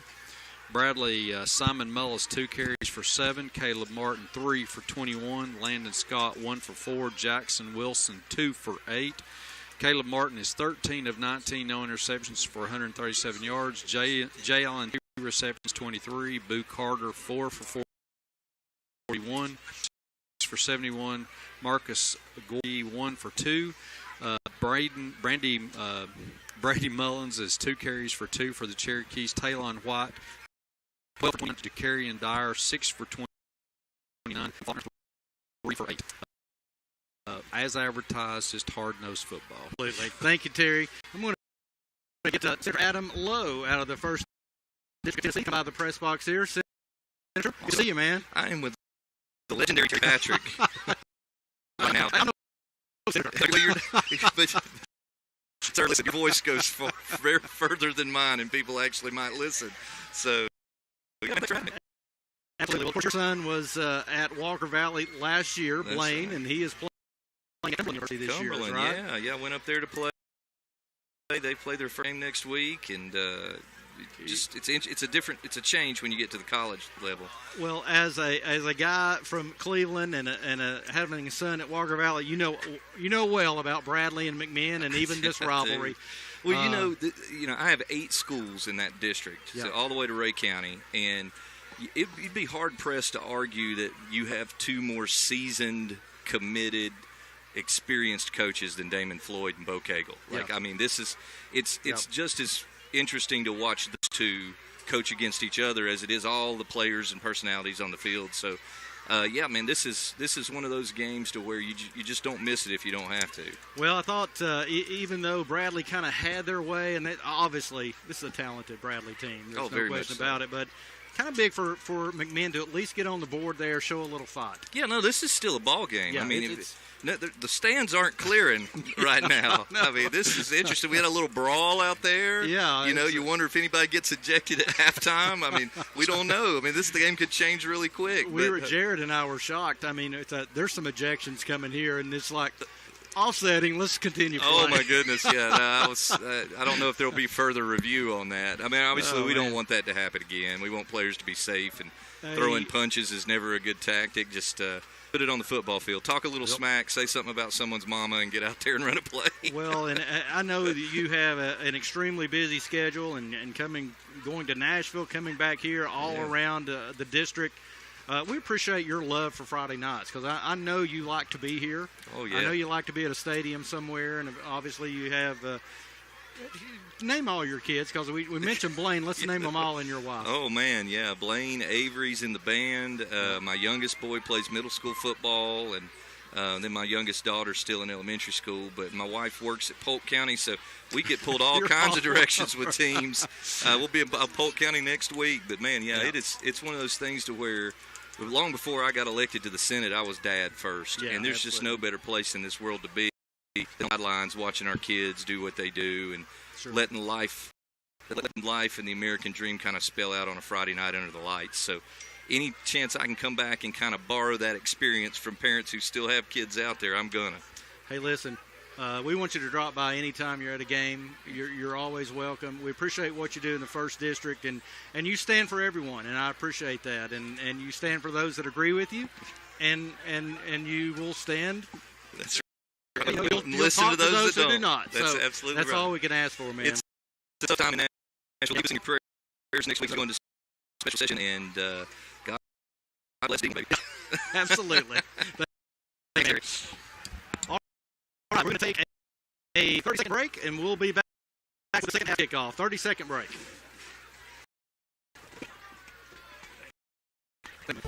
Hey, sports fans. This is Primary Care, your locally owned full-service medical clinic. We have some awesome news. We are now accepting TennCare patients at all 3 of our clinics. Walk-in and same-day appointments are now available in Madisonville, Etowah, and Athens. UPC provides all your healthcare needs, including x-rays, labs, diabetic management, physicals, and so much more. We're on Facebook or UnitedPrimaryCareTN.com. When you think healthcare, think UPC. All right, back at Cherokee Stadium. Jared, that was a busy halftime there. It was a lot going on. Apparently we lost the signal, so testing out new ways to do it from the press box this year. But we'll get that worked out for the next go-around for sure. But we will get that. I think we had it all the way through part of Bolton. Any game time? I sure hope not. No, definitely not. And so we're getting ready to get the second half kicked off here. McMinn will be kicking off. I'm going to throw some scores of interest out there. Sweetwater and Sequoia, they were tied at 7 in the first quarter. McMinn Central Mountain half 27-19. If you look at McMinn's opponents coming up, Oak Ridge 17, Jefferson County 7. That's in the third quarter. East Hamilton up 20-6 over Hickson in the second quarter. Cleveland leading 25-14 at half. And McMinn County looked like what? There. No. Okay, kidding. I saw everybody corral at midfield, and I was like, okay, never mind. Just kidding. I think they just stood there and watched it because it almost went out of the back of the end zone. Nice job by Spencer Solins. That's going to back Bradley up to their own 20-yard line to start off this second half. Man, Jared, how big? I know you got some scores. We'll continue to go through, but how big would a stop here be? early in the third quarter. You talk about a momentum swing going into the locker room after scoring, and you stop them from scoring with 47 seconds left. It would be huge to continue that here. There they go to the flats again. Rogers, it's ball's fumbled, and it's picked up by McMinn County. And Cam Miller, so the first turnover, it was going to be a pickup of about 12-yard line. And McMinn has the ball back. Still fighting. Couldn't draw it up any better right out of the locker room. Fantastic, and they're going to mark the ball. Let's see, is it at the 35? It seemed like it was closer to the 30, but that's all right. We will take that. And so McMinn gets it at the Bradley 35-yard line. The clock didn't run, so it still says 12 minutes left. Now they're going to adjust that. Well, run or not run, the play happened. We're not going back on that. Definitely. Hey, look at some scores if you'd like all to. Right. Let's run down some more. You've got 54 to 16-8 over 8.5 more east and west. That's about it. Good already 28 west, east, nothing in the third. Elizabeth 21 to 7 over Hill at the half on the road. William 120 east 8 at halftime. Score of interest: Maryville usually blowing people out early. They're only up 28 to 7 at half against Maryville Heritage. Wow. So have to. My cousin plays on the offensive line as a freshman for Heritage, so love to see him beat the Rebels. But Anderson County at Powell, it's a 21-14 game in favor of the Panthers of Powell in the third quarter. Tellico up 6-0 over Eagleton Academy in the second quarter. And let's see, Loudon 35-0 over Greenback at half. Carnes 0, Hardin Valley 14 at halftime as well. That Powell and Anderson County, interesting there because McMinn went up. Played Anderson County a pretty good football game up there in a scrimmage setting, and if they're hanging with Powell, that gives you, some hope as we head there later in the season for sure. Definitely, and think about by the time you get there, how much different this offense is going to be clicking together. Defense, the secondary is going to be kind of shored up a little bit, more game experience for them as well, so it should be good. Tyner is another future opponent. That's 30 for Red Bank, 0 for Tyner at the. But that's a 2A versus 4A matchup as well. So those again, are some future opponents. Next week, we will be at Cleveland. So we stay with this Bradley County theme anyway. Second year, we're going to be at Cleveland. Yeah. Right. I'm curious. Didn't they flip sides? They did. Their home stands now are what? Where the visitors? I was talking to Cleveland during basketball and Terry Evans, and he told me there's too many Terrys in radio. Let's just say that right now. I'm just kidding. But he told me that apparently home fans got tired of staring into the sun during the kickoffs, so they've flipped them back, which is the original home side. Right. So we get a newer press box, but we are going to be staring at the sun. I'll have to say, I do think that makes some sense because I can remember being on what was the visitor side, looking over, and the team is just standing in a hot sun. I'm thinking, why? We're over here in the shade. But anyway, so they've fixed that problem, I guess. Okay, 1st and 10. They're ready to go here. Brady Mullins over center. He's done a nice job running this football team tonight. Here's a carry to the left side. Looking for some running room. One man to beat there. Boy, they're so close on some plays. And that's exactly it. I mean, no gain on the play. Kind of coming from behind and getting them there a little bit, but catching up. That's the thing. McMinn's got the talent. Whoever's running the ball is very skilled, but that outside perimeter for Bradley is so fast. Here comes Jacob Sharp into the game, and Tarzan White comes out. Sharp's going to be used as one of those wing backs. Another little quick score. Ray County and Ooltewah both putting up 27 points against their opponents. Chat Central West 14 against Ooltewah, Saudi Daisy, nothing against Ray County. That's all men's opponents they see. Here's the carry Sharp. He's got some hard yards. He's going to pick up a couple. Down to the 33. He's going to bring 3rd down and 8. Not quite. I don't think it's on his territory yet. They might try. Definitely inside that 30. Yeah. Maybe even down closer to the 25 would be key.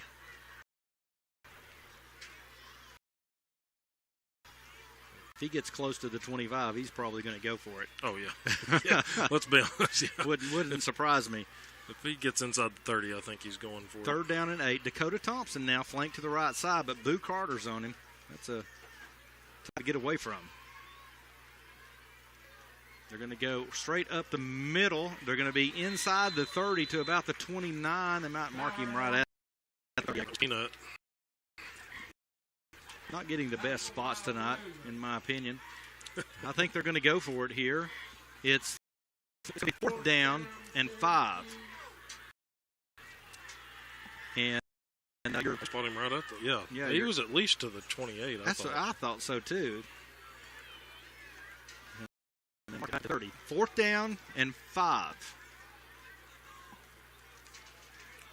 And the Cherokees are going to go for it here. Another Bradley. 5 to 10 yards closer, and they might have tried the field goal. And Bradley, they're all within a couple of yards of the line, but they're not stacking it like Here they comes were. Sharp. And he's going to have the first down, I believe. He's close to the 20-yard line. A lot of space there. Yes, got down to the 18, it looks like, yeah. Down to the 18, a first down for the Cherokees. It's a huge pickup. Let's pick up a 12 on that play. And it seemed like just a little more quickness there, too, with Sharp. Yes. Or I should say this. The play happened quicker. It developed quicker. And him coming off that wing back on the far side. Yes. There's a lot of this is timing, and when that back is, it was snapped and handed to him just almost simultaneously. Nice job, I should say, too, by Brady Mullins. Oh, yeah. He's got to have quick hands. And he's got to be committed to where he's going. Here's again. Now there's a penalty flag down. That looked like somebody might have moved. Offsides on Bradley. Oh, wow. Even better. We'll take the free 5. It's going to cost them 5. That will put the ball down at the 13-yard line. So McMinn County in business again. There's 9:26 to go in the third quarter. We're just underway here in the second half. Bradley leads 27-7 over McMinn, but McMinn has an opportunity here. A little more interesting. And credit to McMinn. A lot of fans don't like seeing this. He runs to the short side of the field, but they've got a lot of yardage out of running to the short side of the field. And they're running opposite side of Boo Carter and a lot of talent on that side. Here's a handoff to Faulkner, I think. He's going to battle forward. They're pushing him forward. Probably got a couple more yards just by being pushed forward. They're close to another Close to a first down, yeah. They're going to mark him down at the 11. Man, he's close to the 10. That sideline marker on the opposite side is not being moved properly. Because that ball is marked at the 11. And again, that looked like more than a couple of yards. Yeah. But yeah, if you go by the 2, at least from our angle on the far side, looks like it should about be a little bit closer. Second down, though, and short. Here is Peanut Dyer straight up the first down. That's what they want to do with him. Right there. 3-4 up the middle. And that's big on. You got Robinson in the interior, really center up and grab that. And just an offensive line. They know it's coming up the back there. Just got to get forward. Ball is on the 7-yard line. It's now first down and goal from the 7. And the time just ticking away for McMinn. I guess it's just our angle. Again, that marker across the way looks like it's almost at the 10, but I think it's just the angle. You're right. I gotta lay off the marker guy. Here is a handoff to Sharp, trying to find some running room. This time can't get outside. Who caught him there? I think it was 8. That was Gorey Jr. Marcus. Yeah, man, they got lots of speed back there. Well, Sharp just kept looking for the seam, but they stretched it out until they caught it. I'm not sure. Now that should be 10 from the line of scrimmage. Under the rules. So it'll be first and 17 now. Yep. The 17-yard line with the penalty. However, it's first down again. I do like that roll from the line of scrimmage. If you think about some of the plays that have happened in the past, when you're 10 yards behind the line, if it happens, it backs you up. Scrambling or something, and boy, it's way beyond what it should have been as a penalty. Brady Mullins looking, that might have been a pass play, turns it up, runs the football, picks up positive yardage. He's going to probably pick up about 4 yards. It's easy to say from here play before that on the holding call, which would have got wiped off anyway. Mullins, there's been a couple of times tonight, if he can read it, maybe keep it. He's had outside because everybody's gone with the back, so I expect to see a few more keeps by Mullins here maybe in the second half. Mullins doing a lot of running tonight because he is coming all the way to the sideline. Yes. They don't have the earpieces like I don't mean running the football on plays, but I mean just running back and forth from sideline back into the huddle. But they're taking them. And that might seem like there was something there possibly.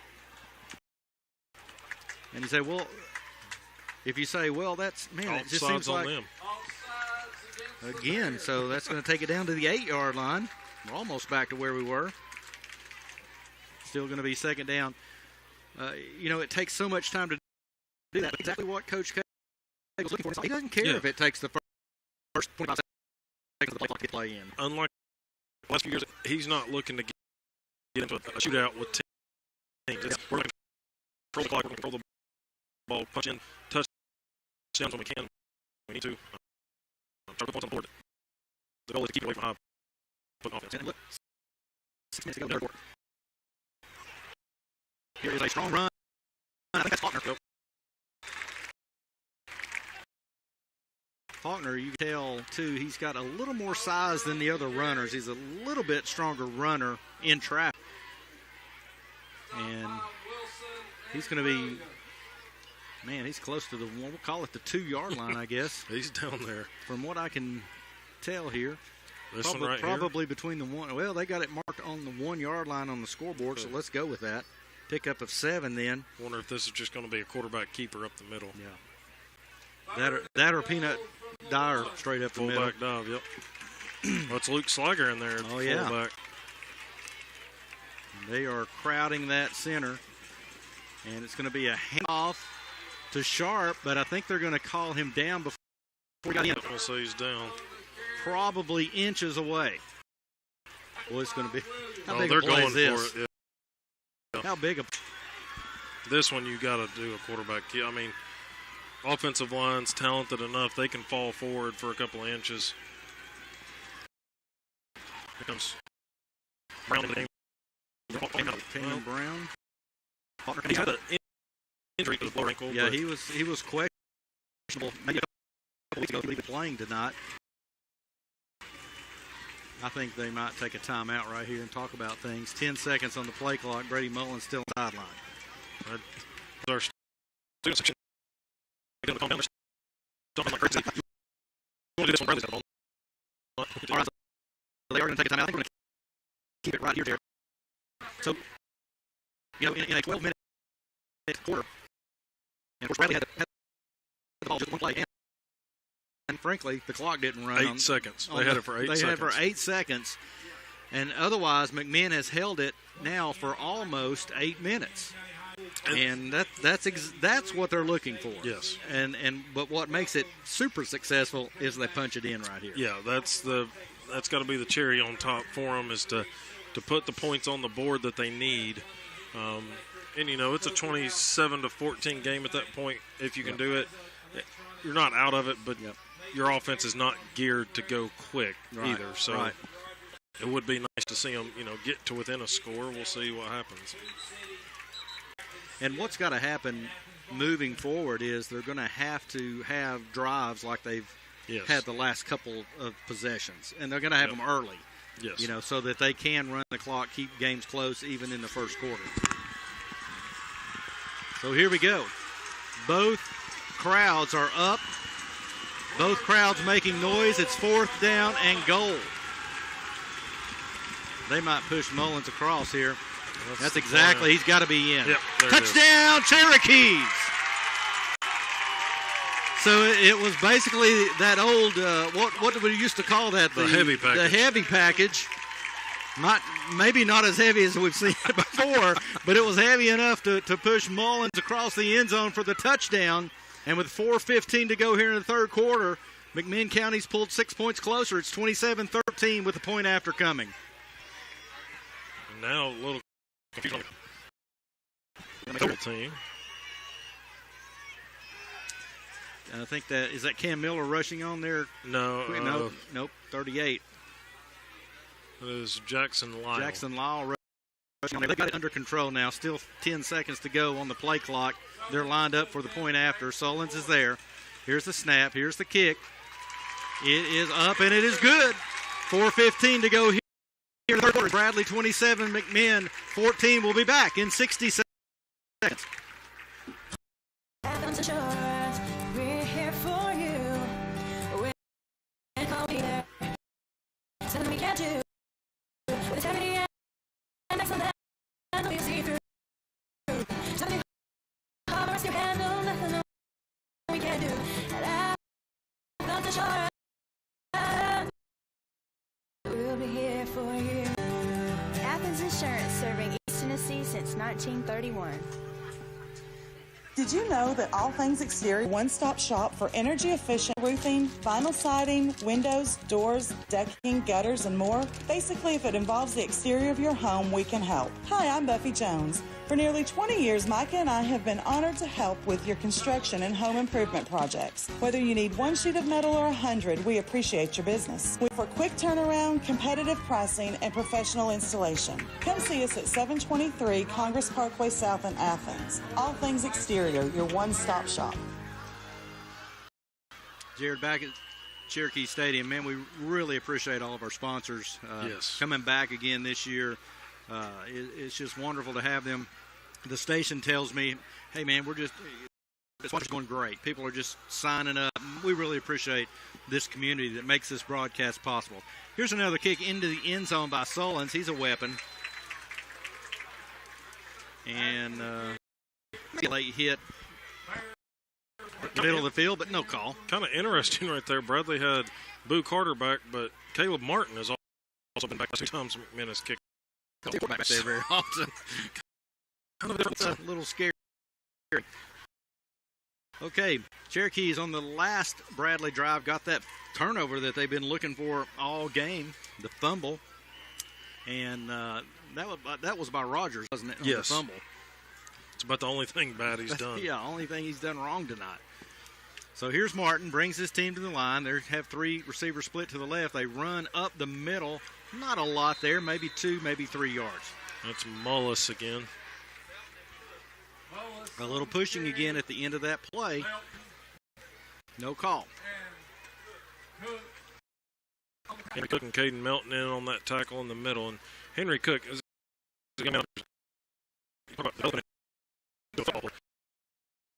McMinn's going to give him 5 yards offside right there. Well, McMinn clapping their hands as well. But, yeah, it's going against McMinn. That hurt a little. Yep. And that's going to take it up to the 28-yard line. It's going to bring up 2nd down and 2 now. It was 2nd and 7. So you can see the Cherokees still fighting here. Got behind early, 27-0. Might get a stop here and maybe get close. Back to pass, looking Martin deep looking. now.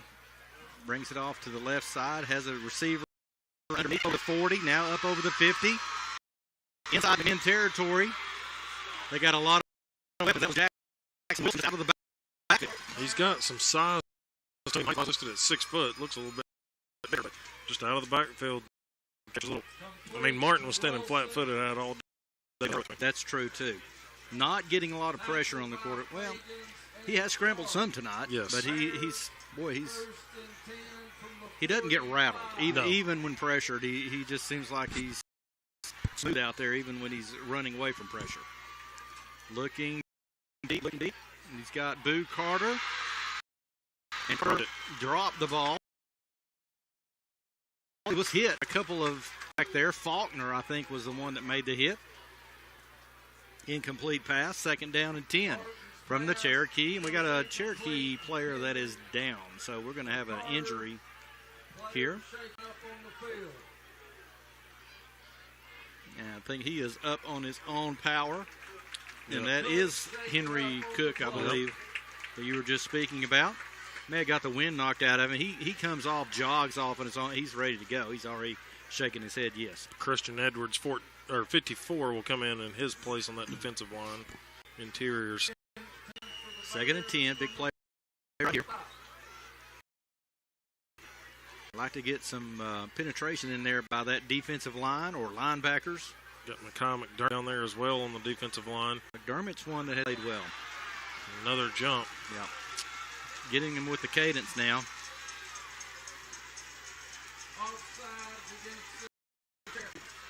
That's going to cost them 5. Take it down to the 40-yard line.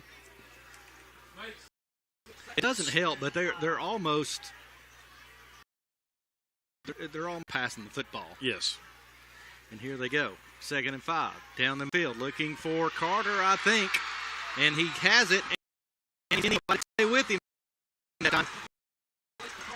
Nothing there. Straight down the field. Now here's a late penalty. And I think that might be another celebration. I didn't see any Cherokees over in that area. Men's kind of toned it down a bit there. So a 40-yard touchdown pass.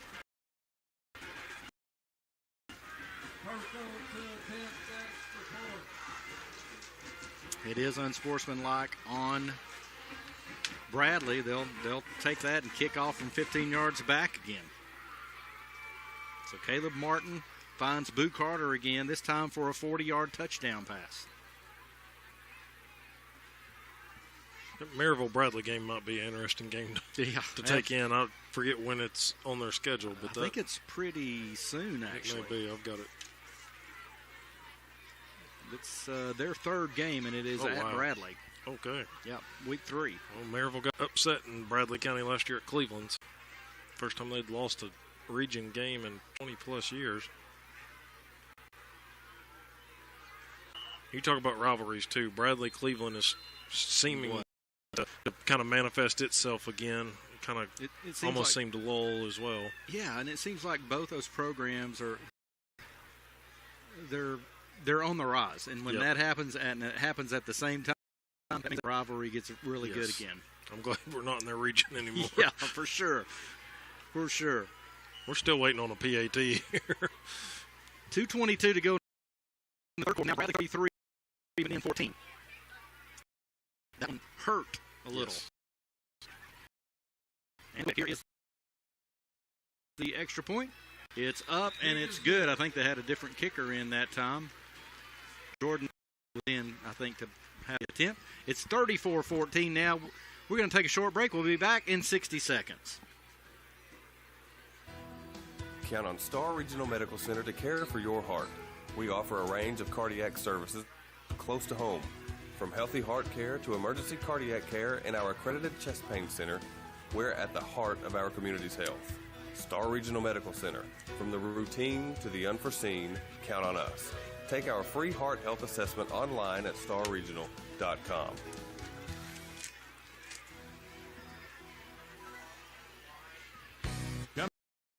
Take advantage of our policy of matching any price on any of the same floor. You're sold. Get luxury vinyl, sheet vinyl, or beautiful hardwood for the price. Do it yourself, or our skilled professional installers can get to most jobs within 2 weeks of purchase for the best rates around. You can buy for less unless it's with the drive and easy to find. Osmond Flooring, Congress Parkway, South Athens, directly across the street from McMinn County High School. Back here, Bradley's back up off that kickoff. What's funny is their kicker went to the 40 to kick off, and backed him up anyway. He had to back up there. Official got him before he could get the tee down. 2:22 to go here in the 3rd quarter. Bradley leads 34-14. They're kicking off from their 25-yard line. And this one's going to go to Sharp again. He takes it at the 20-yard line to the 25. Reverses this field now, trying to find he's up close to the 35-yard line. Get backwards a little bit. I got to blow that dead. Yeah. We'll get somebody hurt. They're pulling on him there at the end, but he returns it up to the 35-yard line. Still good field position for McMinn County. Now, here's where you want to keep things going. You know, we're playing a team that's obviously extremely talented on offense. And our defense is only going to get better. But if our offense can keep doing what they've done the last couple of drives, you're going to come out of this feeling pretty good about yourselves. Exactly. And it's just that rhythm, getting down to a rhythm of playing in a game atmosphere. It's one thing to go through the scrimmages, but you can turn the lights on Friday nights. It's a lot different. Here's Sharp trying to find some running room to the right side. He won't find any. Drop a couple. That one played pretty well there by Bradley. Yep, back to the 33-yard line, lost a couple that time. And that, that is the thing about this offense. When it's played well defensively,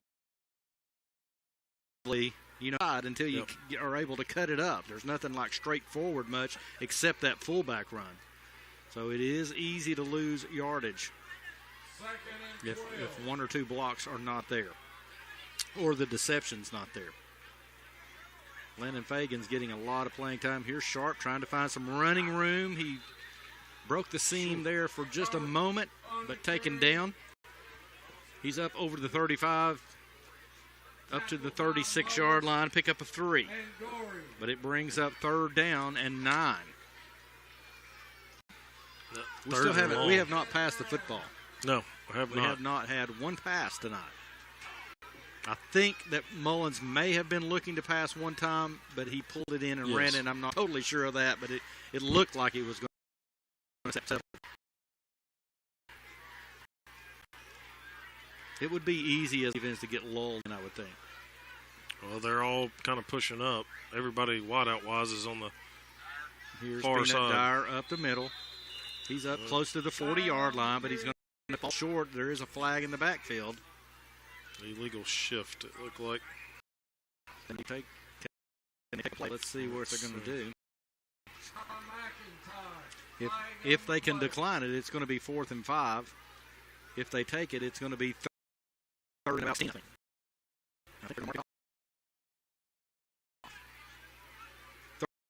31-yard line with the penalty. Going to bring up 3rd down. And about 14. 40 seconds to go here in the 3rd quarter.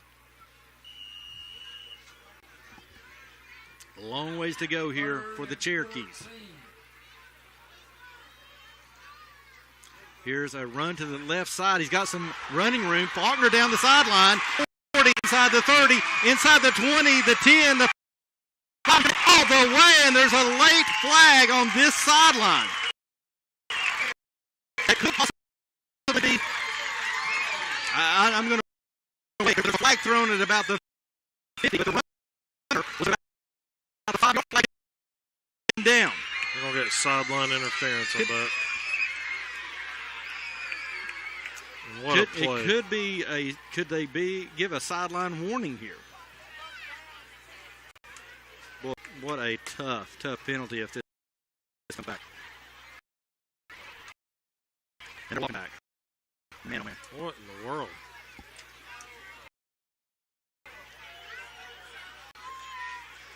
I mean, when the okay. Let's see what we got here. Touchdown. So maybe there was a sideline warning issued. I'm not sure. They gave no real indication as to what had happened there. Touchdown here in the 3rd quarter. They're still fine here. Well, big runner.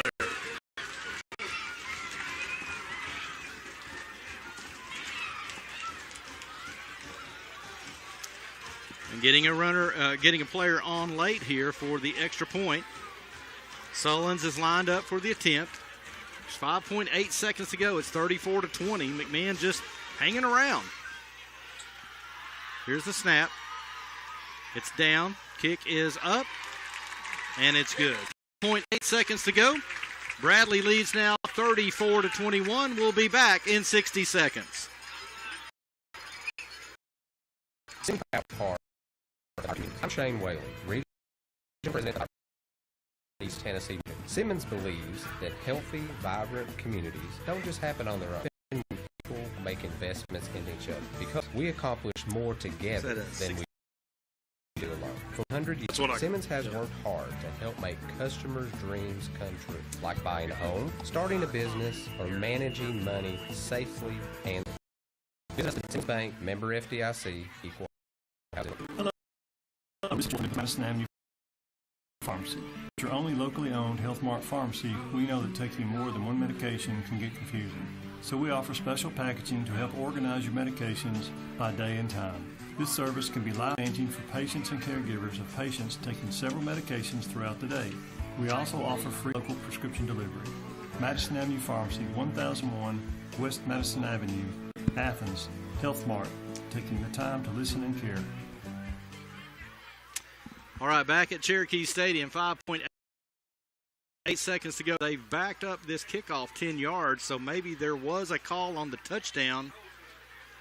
And Coach Cagle, Coach Bennett are down there talking about it. The officials are trying to figure it out.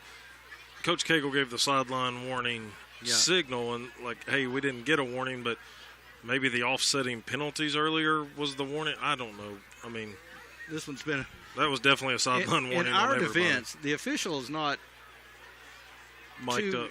Well, he's not mic'd up, and his signals themselves are not over the top. It's kind of hard to pick up exactly what call is every time.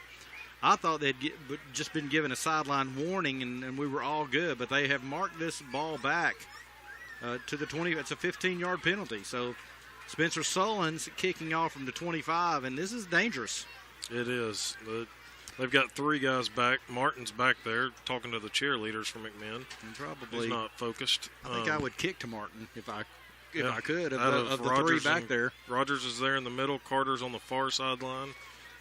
They're all three on the 10-yard line. Next closest guy's on the 30. But up fullback, it's Wilson, Jackson Wilson. Still getting ready. Special little treat for you here at the end of the third quarter. Going to be Mason in the class of 73. He's here for the 50-year reunion. Here's a kickoff. Going to go right in the middle. Taking at the 10, up to the 25, to the 30, and he's going to be pushed back. Right, that's pretty good coverage. Yep. He's probably getting up to the 32-yard line. That's where the quarter is. So that's the end of the third quarter. We're going to keep it right here. But Bradley leading McMinn 34-21. And right now we are going to be joined by Tommy. Can you hear us okay there, Tommy? I got it. All right. Okay. Well, first I'm looking at your name tag. Who's that fella? Who's that picture? Hey, is that a good-looking guy? Okay, now it is the it's the class of 73, right? That is your class, right. And so this is their 50-year reunion. You got a pretty good contingent here. Yes, we did. We got about 75 coming tomorrow night. Okay. Classmates, and our senior year was the first year that Benny Monroe and John Mullinax and John Fogarty was head coach at McMinn. Okay, so, very good. So you remember some good years back through there for sure. Yeah, we had some good years. We played Bradley down there. We didn't get to play on the new Bradley field. Yeah. We had to play on the Cleveland field, and we beat them 21-. There you go. That's great. Tell us, we just got a moment here, but tell us the activities for the weekend for your class. Well, we had a tailgate party tonight, and we met in the cafeteria and had a pretty good turnout. And then tomorrow night at Springbrook, we're going to have a gathering and a dinner. Yep. And looking at about 75 classmates are going to be there. I'll tell you, that's a good group. That's a good group. How many you figure you got at the game tonight? Half that many or so, maybe? I'd say about 40. Yeah. Well, how far? What's the furthest out somebody's come back? Well, Tom Grubb, who is kin to the Grubbs here. Yep. He lives in Arizona. Okay. And then Bill Dalton, who was a manager for us back in '73, he lives in California. So some far away. Let's take a look at this play. We'll talking to here, Tom. It's first down and 10 for the Bears. They're at their own 27-yard line. I said the 32, but it's the 27 where they're starting. First and 10. Yeah, I think they might be. And they got a little different back there. They got Official standing over the ball. I think they're trying to figure out if. I thought he got up to the 32. I thought he got up to the 32, and they marked it at the 27. So from the 27, we'll say, first down and 10. Here's the handoff up the middle, and pretty well played. Fagans is there. Cook, Melton, Fagans, is there, all of yeah. them. Net pretty good, gained up a couple of yards. So you got Springbrook. Anything going on Sunday, or everybody heads back? No, we're going to have a little golf gathering tomorrow morning at Springbrook. We've got 12 going to play in the golf tournament. Awesome. You're part of that? Yeah. You're a pretty good golfer, aren't you? No. Course is looking good. Course is looking good. Yes, All right. it is. It's looking real good. All right, second down and 8. Martin now pulls away, looks over to the sideline for the call, as do the wide receivers. And now we got a shift going on here by McMinn County. Down and 8. Clock at 11:17 to go here in the football game. Back to passes Martin, looking downfield. Under a little bit of pressure. Now he's going to scramble. Is it out to the right side? It's going to be dropped. It's going to bring up third down and 8. Good pressure and good coverage downfield. You can find anybody, and they've got some talented receivers. Well, Tom, you're the best. And, well, I appreciate it. It's a great showing. I'm glad your class is here. Every year, there's a game where there's a class or two here, and, man, it's so good to see. But I was just going to say, our senior year, and I don't like to say it, but Debo Toomey will not let me forget it. Yeah. But Central beat McMinn the first time in history our senior year. You had to bring that up. Yeah, you did. But Debo Toomey, every birthday, he sends me a card, and at the bottom he says, I can't believe you let McMinn Central beat you. I shouldn't have shook his hand earlier Third before down, I came back in. to passes Martin. He's scrambling into the right. Almost a hold there, but it's not called. He is hard to bring down. They're going to take him down, though. That's going to go down for a loss. Big back play. to the 26. Big play for McMinn, and it's going to force the first punt, I think, for Bradley. I say that. I think they'll punt. You would think so, but it's going to be fourth down. The ball after the tackle back to the 25-yard line. Well, Terry, I appreciate you letting me come up. Thank you, Tommy. And we'll see you later. All right, man. Y'all have a good time this weekend. All right, thank you. Thank you, man. Probably see some of them in the morning up at the golf course. You headed that way in the morning. Yes. All right, fourth down. Martin is back to punt. He is the quarterback, though. He is the quarterback, and I got to tell you, they've got some speed out at each side. It's a high snap, but he goes up and gets it. Kick is straight up, and he need to get out of the way. It's going to be caught. Nice job there by Faulkner to come up and the catch in a little bit of traffic. A little bit of a dangerous catch, but, that could have saved about 10 yards if that ball bounces just the right way. As it is, the Cherokees get it back, and they're in good field position. They're going to get it at their own 48-yard line, hanging around. They are. Definitely are. And looking back outside Bradley scored or turned it over on the fumble. So, yeah, that's the first stop they've truly had. Personal foul. It's going to cost them 15 more. Wow. That's going to be inside the 40. We'll call it the 37-yard line with the penalty. So now you're at the Bradley 47, and it's first down and 10. Remember, this is a Bradley 34, McMinn 21 ball game. Yep. Now, I'm just going to tell you, I'm pretty proud of these Cherokees tonight. Have not gone away. That's exactly what you wanted to see. And that time we had two players move at the same time, however. Both wings came forward, so a little confusion there. It's going to call out. Legal shift there.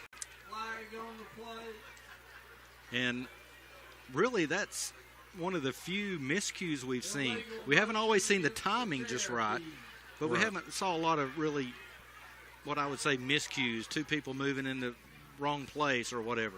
But it cost them 5, and that's going to take it back to the 40-yard line of Bradley. And it's going to still be first down, and it's going to be first down and 15 now. Clock is at 9:57. We appreciate you joining us here. If you're listening on 101.7 FM or 1450 AM, we appreciate you. If you're watching our live stream on the Facebook page of WJSQ or Bogus Videography, we appreciate you watching. Here's the snap. Hands it off to Faulkner again. He's having to run way back now, trying to find some room. And there's a late flag. And then he yanked down an extra one, too. All right, flag's down. The runner was taken down at the 49-yard line, I think is where they're marking it. No. Holding on the Cherokees. They're going to call holding on the Cherokees. Now, this is one where they might decline because it's the ball was tackled back in McMinn territory. It looks like it's marked at the 49. And I think you saw a face mask in there. 34 for Bradley. Had a hold of Faulkner's face mask at the end and jerked his head down. That's what the fans there between about the 40 and the 50 could see and were yelling for it. But I mean, there was a blocking tackle. But I thought the flag was going to be on the face mask because it was way after the block in the back occurred. With the penalty, it's going to take it back to the McMinn 48-yard line. It's still first down. That 22. First down and 22. Whew. Not sure we have a play for that. I was going to say there's not too many in the Wing T playbook that have that. And it may be, it may be a few games before we see this. Looks like play there. Mullins missed the hand as soon as I said something about miscue. He's got a couple back there. He fights his way back to the line. We're going to say the 48 again, the McMinn 48, but it's going to be second down and 22. Now, don't forget, we have the Southland Finance Locker Room show coming up with head as soon as this game's over. They were right there. Could hear a lot of fans here through the headset yelling offsides. And that far side of the Bradley defensive front looked like they were already in the backfield by the time the ball was even snapped. But man just needs to get positive yardage here. Yep. Big chunk play from Sharp or Faulkner would be nice. And that was a quick flag, quick whistle there. Again, looks like false start by the Cherokees. So maybe a little fatigue showing right now, possibly, Jared? Certainly looks like it. Because that's going to move them back with that penalty back to the 43. Going the wrong way right now. Remember, we started with the penalty. We were up to the Bradley 37.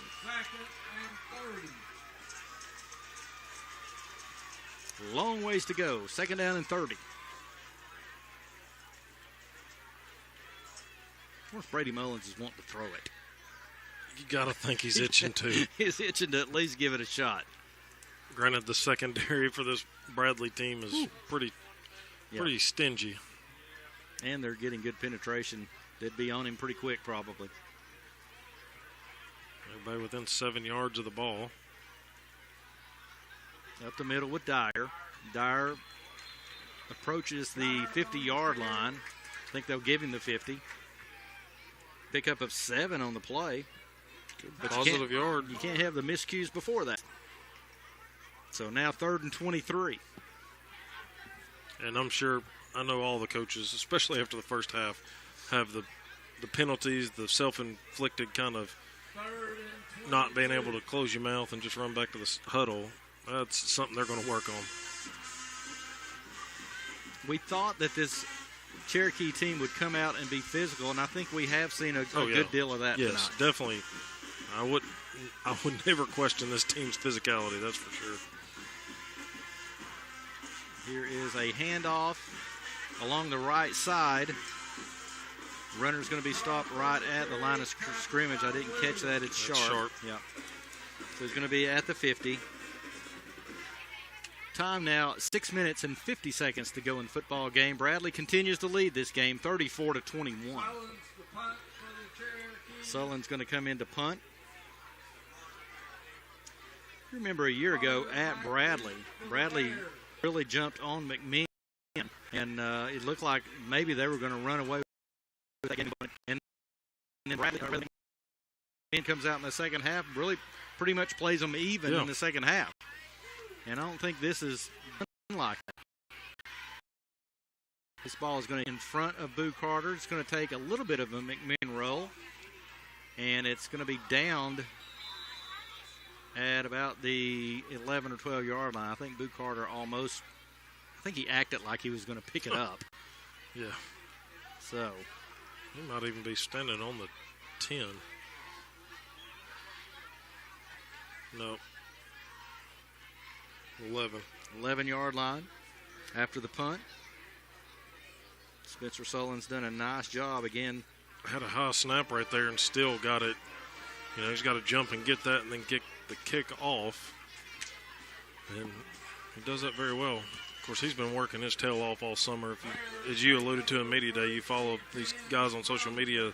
It's how they get recruited, and he's putting video after video out there. He is, and then receiving training, but also visiting some different schools, I think, and probably be doing more of that as this year progresses. Back to pass. Nope, it's a draw, quarterback draw. Martin up the middle. Boy, he's quick. Official. Taken down. I couldn't see who was on that tackle on the far side. It might have been Thompson. Yeah, Thompson, Dakota, good call. Dakota Thompson on the far side. Ends up being a gain of 5. We'll call it at the 16.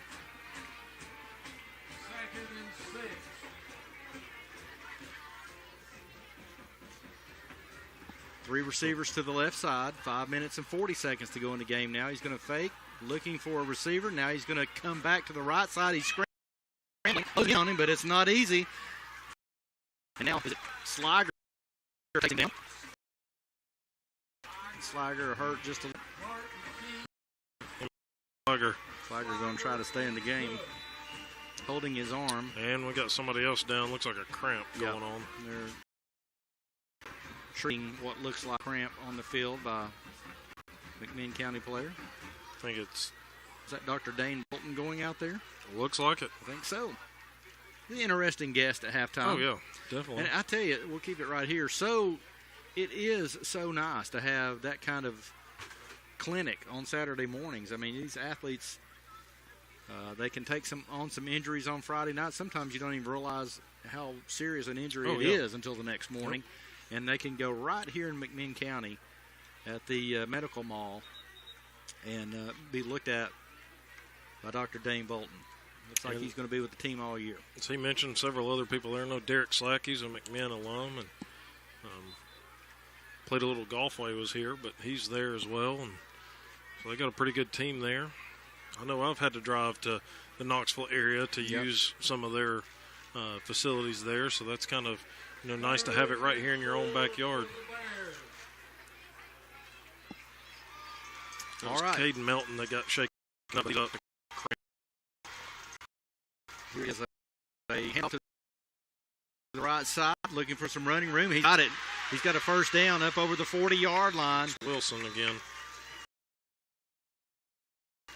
Well, Evers all night, but they're about 3 or 4 deep in that offensive running back position. I mean, it looks like one of the most talented Bradley teams I've witnessed in recent years. Getting up slow, but now making his way back. He's limping a little. Probably should come out. The ball 43. He's played hard, and we weren't even sure he was going to get to play. Yeah. Kind of worried about that. Good to see him. And he's far to receive. Remember, next week we'll be at the Raiders. Here's Martin to pass to Carter. So now going back to the right side of the field, outrunning everybody. He's outside. He's close to the first line. And another player down. And I think this time cramping 4 go here in the game. Now, I know Lyndon Fagan does not want to come out, but he have to right here. Yep. So he has played a lot of offense tonight. He has. He was expecting to. Yep. But he's kind of one of those when you got a Carter make a cut back and you kind of go towards him and you have to play him. And I don't know if it was him that actually ran in teammate Clell, so that kind of he's up on his feet. Okay. He's put in a lot of minutes tonight, both sides of the football. He's used primarily as a blocker. He hadn't had any carries, but tough kid. Man, what a leader. I mean, he is a... I hate it's Yeah. Now I'm starting third year. I've been over this, and I mean, as a freshman, I know you all had him, and as a freshman,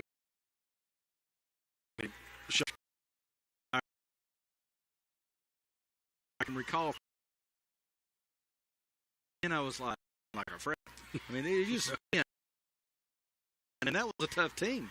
To pass, he's looking deep down the center of the field. He's in the end zone. He's just hard to stay with. I can't remember the exact point something time of the 40 that I saw online, but I mean, he is sub 4.5 and showing every bit of it on the big long touchdowns he's had. 46-yard touchdown pass that time. Good thing he'll be wearing the orange and white next year.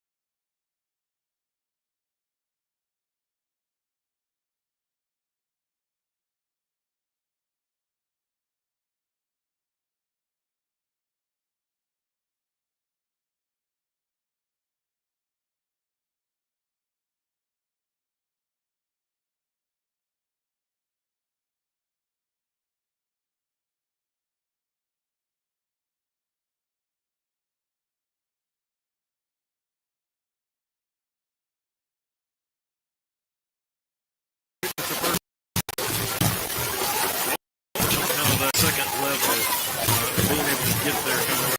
I mean, it's been 2 big plays for the Cherokees. It's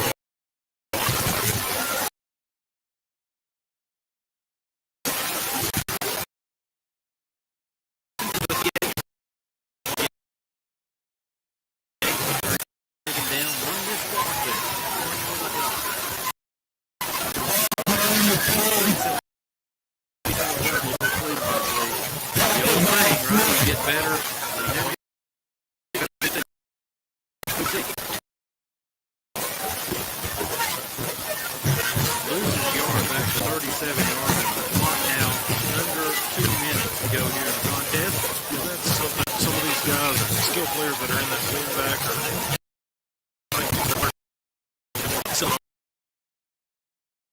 their defender, some of their guys back are still to the middle on a sweep.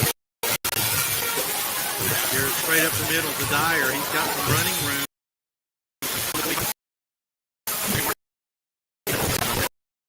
A pickup of 9 for Dyer. And we've seen some good things out of him.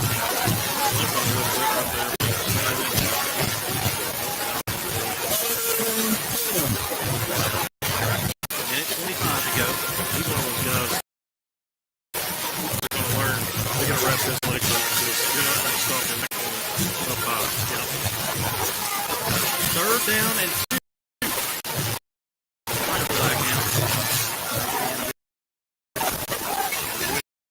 Middle, finds some running room. Got a first down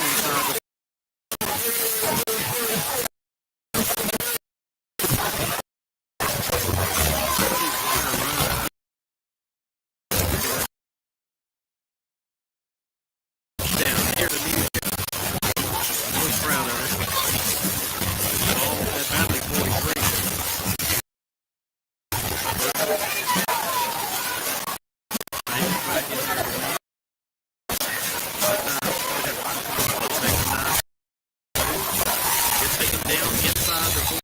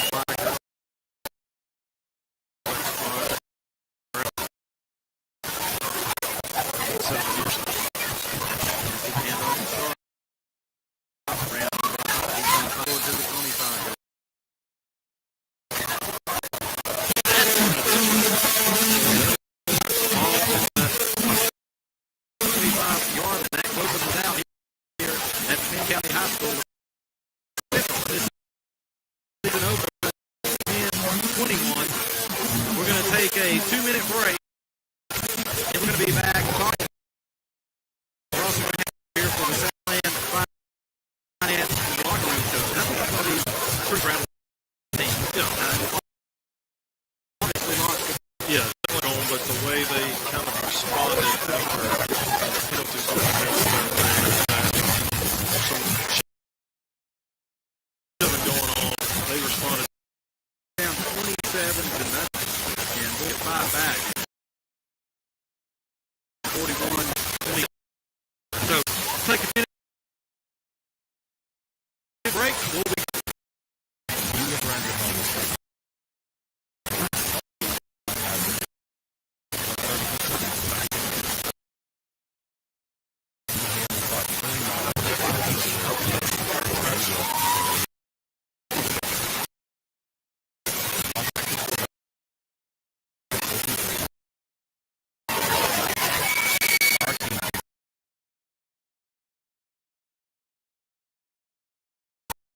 point in the game that, we probably knew that some point in the game that we might get behind like that. And then you get to see what you got in. And I told the guys, I said, we sat up there on the practice field this week, and I said, I can't fix it if you don't have it behind your chest. You know, if you'll play hard and you want it really bad, and you get after it, don't quit, and fight till the very end, we can win it. We can come back on Monday, we'll fix the problems. We can fix problems, but we can't fix the hard. Our kids fought hard. I mean, they're falling all over the place. Next man's in. We played a bunch of kids right there. And you never gave up, never quit. And those are things that we can. You had a couple of 3 and outs early. They were successful early. You find yourself, it's 20-something. Teams can do 2 things at that point. Was it that bad? It was 27. Okay, they can lay down. They can fight. Team fall. Well, yeah, and you know what I told them? I said, every year you wonder about your players. Who are we? What are we? And I told them out there, McMinn County players, they look like we asked them to fight. They played physical. They didn't back down from somebody that's supposed to be like, a lot better than us. We stayed right in their face. When things happened, we just came right back and get them in the mouth again. So I'm excited about it. We can build off this. 2 things. I mean, with regards to physicality, 27-0. Late drive at the end of the half. Always be go in with some momentum. 27-7. Come back out, force bump. It's 27-14. And then they answer 34-14. Then you answer right back, 34-21. There were plenty of chances to lay on your team there. And I think, and I talked about it with the little scuffle that went on down here. At that point, the game changed. And whatever was because of what happened is what we've got to come down that hill. And I think it's a different game. You know, this team could go top of you and take the lid off at any point in time, and they did that a couple of times. We did the things we need to do at that point to keep the ball out of their hands, and that was our game plan. We executed pretty well. We just couldn't get going enough early. I think more speed of the game that got us, and we caught up to it. Sorry, Jared. Go ahead. The offense early on, let's say it just wasn't clicking. But something snapped somewhere along the way, and things suddenly the timing was better. Well, and the deal with a lot of them is guys beating you. If plays not bad, you're not doing what you need to do. Figure out a way to do it. And so they have instances where I will do whatever it takes to make this thing work, and they started doing it. You know, and playing football is not, you know, they had 11 right up their end. So you can't miss one block. You know, you can't miss the hole. You cannot get behind your running back. So little things here and there. That's all we were saying, even on those first drives. Little things, but they figured out how to fight, and then they figured out how to make those plays right. And because it's not always going to work out the way it's going to. And you know, you'll be hard pressed to play a team with as many athletes on the field as what we just saw. Oh yeah, I mean, I'm telling you, when they were warming up, I was like, holy moly! I hadn't seen kids like that. They're big and strong and tall and physical. You know, it's not like they're tall and skinny or short and quick. They were big, and those are Division I kids. That's just one we don't see a whole lot of. We don't see those. So they passed the eye test for sure. I'm going to just talk about a few players now. There's plenty of plays that happen here. Sometimes we don't spot it like you'll spot it on film, but these guys stood out to me tonight. I thought Jacob Sharp had a good year. Yeah, and he does. He's had a good year on both sides of the ball. We probably need to be more on offense tonight than we really had him out there. but he's working hard on the perimeter on defense, and I thought, with the way he's practiced up to this point, that's what we expect to see from him all year. And a nice return as well on kickoff. Great field position. He fights. He's a little guy, and he doesn't quit. He fights. He's probably one of the more physical players we have on our team at 120 pounds. Peanut Dyer. Yep. Hard yards. But you could see a little burst where he'd break it, and it's all of a sudden it's not 2 and 3, it's 5 and 6, 7. That's the way the game should go. Yeah. It should be 2.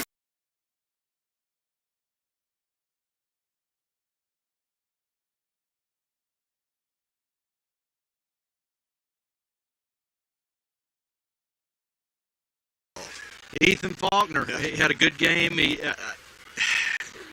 probably tired, hurt a little bit, but stayed in there and had some big plays. Yeah, made some big runs. And, like those big plays, we talked about it last night, I think. We're going to plug, and then pop a big one. And that's what happened at the end with him. Yeah, 69-yarder. Yeah, and a lot of that is, and I was talking to him about it, is early on he was out running his blockers. He was getting out in front of them instead of getting behind them. And when he starts seeing that and getting behind them, and then he's going to see him go cut back across the field, and there's going to be big plays that way too. They threw a flag there. Was that sideline warning? Well, you didn't really get a warning. It didn't look like. It wasn't a warning. It was one of. J.C. Falls absolutely murdered the guy and drove him all the way onto our sideline, got up and was excited about it, and they threw a unsportsmanlike conduct penalty on him. Okay. Yeah. So 50 yards behind the play. Yeah. Right. Well, and that's one thing we talked about. It seemed, and you alluded to it after the scuffle down here on this sideline. Yeah. Flags kind of stayed in the pocket a little bit, but it looked like there were several times where you were having to argue.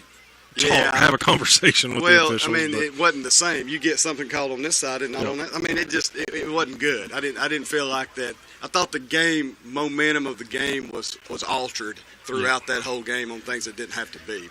But your guys responded. Yeah, and that's all it is. And things are going to happen. It's good. There's a lot of bad things that happen tonight. And I thought we had positives because of those. So that just tells me that we can overcome some adversity throughout the year. We got a long season. I told them before the game, it's a marathon. It's not a sprint. Today is a day to get better and pound and get a little better each week until we get into region play. I thought another player, and nothing flashy here, but just solid, and it was Brady Mullins. He just ran the offense. Yeah, he did. And, he's just going to get a little better and a little better each week. I mean, it can't be much faster than what he saw tonight. It just can't. Yeah. And we had some plays break down. Most of those weren't his fault. He kept the ball a few times because he had to and got positive yardage because of it. And it's going to help him doing that so we're going to have to rely on him sometimes to be able to run the ball when he needs to. And then I think on top of that, we'll be able to throw the ball a little bit later. All right, too. We're going to take one quick break. We'll be back with statistics, and we'll close things out here at Cherokee Stadium. Coach Bokeg will be with us. Quick break. We'll be back. When you need money for your fall home improvement projects, call Terry or Miranda at Southland Finance and ask about a personal loan. Whether you're remodeling, adding new home furnishings before the holidays, or simply needing to do some preventative maintenance to ensure your home is safe and warm this winter, they're ready to lend a helping hand. And they'll make the process fast and simple. Southland Finance, located in the Log Cabin at 516 South Congress Parkway, Athens. Call 744-9554. All loans subject to credit. Back at Cherokee Stadium, where Bradley has defeated McMinn tonight, 41-21. Terry Stansel joins us right now. Terry, I don't think I said this to you, but we're glad that you are back again this year. We're glad to have you. You bring so much. Can't stay away. Can't stay away. Let's take a look at the statistics. Okay, tonight. for Bradley, they had 74 yards rushing on 16 carries for an average of 4.6 carries a yard, 298 yards in the air on 18 completions of 26 attempts, 372 total yards. Leading rusher for Bradley was Jackson Wilson, 4 carries, 37 yards. Caleb Martin was 18 of 26 in the air, no interceptions, 298 yards. Bo Carter, 7 receptions, 139 yards. Jarius Rogers, 7 receptions, 106. For Cherokees, 231 yards on the ground on 46 carries, averaging 5.02 yards a carry. Again, tonight, Sullins had a great night. 5 punts, 198 yards for a 40-yard average. Individually for McMinn, Brady Mullins, 5 carries, 7 yards. Talon White, 14 for 39. Jacarian Dreyer, 10 for 46. Ethan Faulkner, 9 for 107. Jacob Sharp, 7 for 21. Luke Sauger, 1 for 11. Thank you, Terry. Coach, you put this one behind you, but there's lots to take from it, I guess. Yeah, I mean, I think that there's a lot to build off of in this game. To even put a scare in them, especially being down 27. I didn't even realize that. We just kept plugging away, and I tell the kids not to look at the scoreboard. And I guess I wasn't looking at it either. But to battle back when it's that bad, and I think the kids fought hard to the very end. And there's a lot to take from this. You get ready now for another non-region game. This time you travel to Bradley County, and you'll play the Cleveland Blue Raiders. Another tough contest, another team that's building their speed. That what they say. You improve a lot from game 1 to game 2. So we will. I feel like that. And this is the toughest test we've had in the first game of the year in a long time. So it should be able to look off film and get some improvement and get better and move on to the next game. All right, Coach. Thanks for joining us. We'll let you get back to your team. Great job tonight. Really, and we set up here ourselves. So proud of this team. Terry, jump on in here. I'll go while he's jumping on. Let's look at some other scores real quick because we got some upcoming opponents. Maryville does beat Heritage 63-14, but Powell, a future opponent, 35-21 final over Anderson County at home. Cleveland was up, and then Clinton made it a little bit closer, 39-30. That's in the fourth quarter. East Hamilton beats Hickson 33-16. Or they're in the second quarter is what it said, sorry. Oak Ridge final 30 over Jefferson County, had 14, so 30-14 there. Tyner, maybe a down year, 44-6. They lose on the road at Red Bank. Signal Mountain and McMinn Central, that's a 34-19. Signal Mountain in front of Central right now. Sweetwater 42-14 final over Sequoia. And then a trio of upcoming opponents. Ooltewah wins 41-14 over Chattanooga Central. Ray County 34-0 over Saudi Daisy, and then Walker Valley beats Notre Dame 45-8. Wow!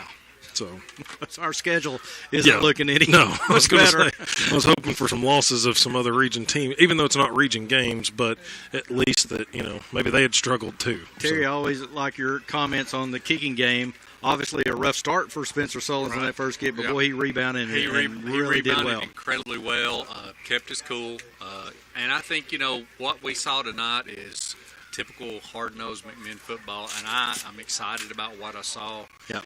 Bo does not give up. These players didn't give up, and they fought, and I think it speaks a lot for the rest of our season. And I think Bo kind of talked about it where they were finally making the blocks they needed to. He, you talked about that. It's missing one block. There were several times where it's like one block and he's gone. Yeah. And he's gone. Yeah. And I think once they can watch that film, it's just going to help them. It is going to help them.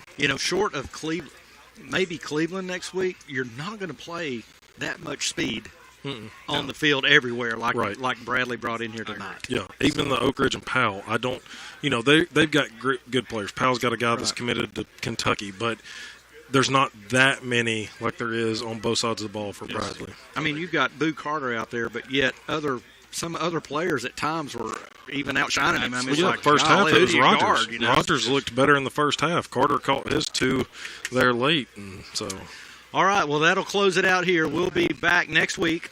We'll have the Coaches Bench Show, which will begin at 7 o'clock. Kickoff will be at 7:30. We will not do a Cherokee Game Day next week. So join us then right here on 101.7 WJSQ and 1450 AM WLAR. 1450. That's right. That's right. That's exactly I got a lot of passwords in my life. I can't remember everything. All right. Very good. Thanks, guys. That'll wrap it up here. We'll send it back to the station. Thank you very, very much, Will and Dan in the at the studio, and we'll see you next week.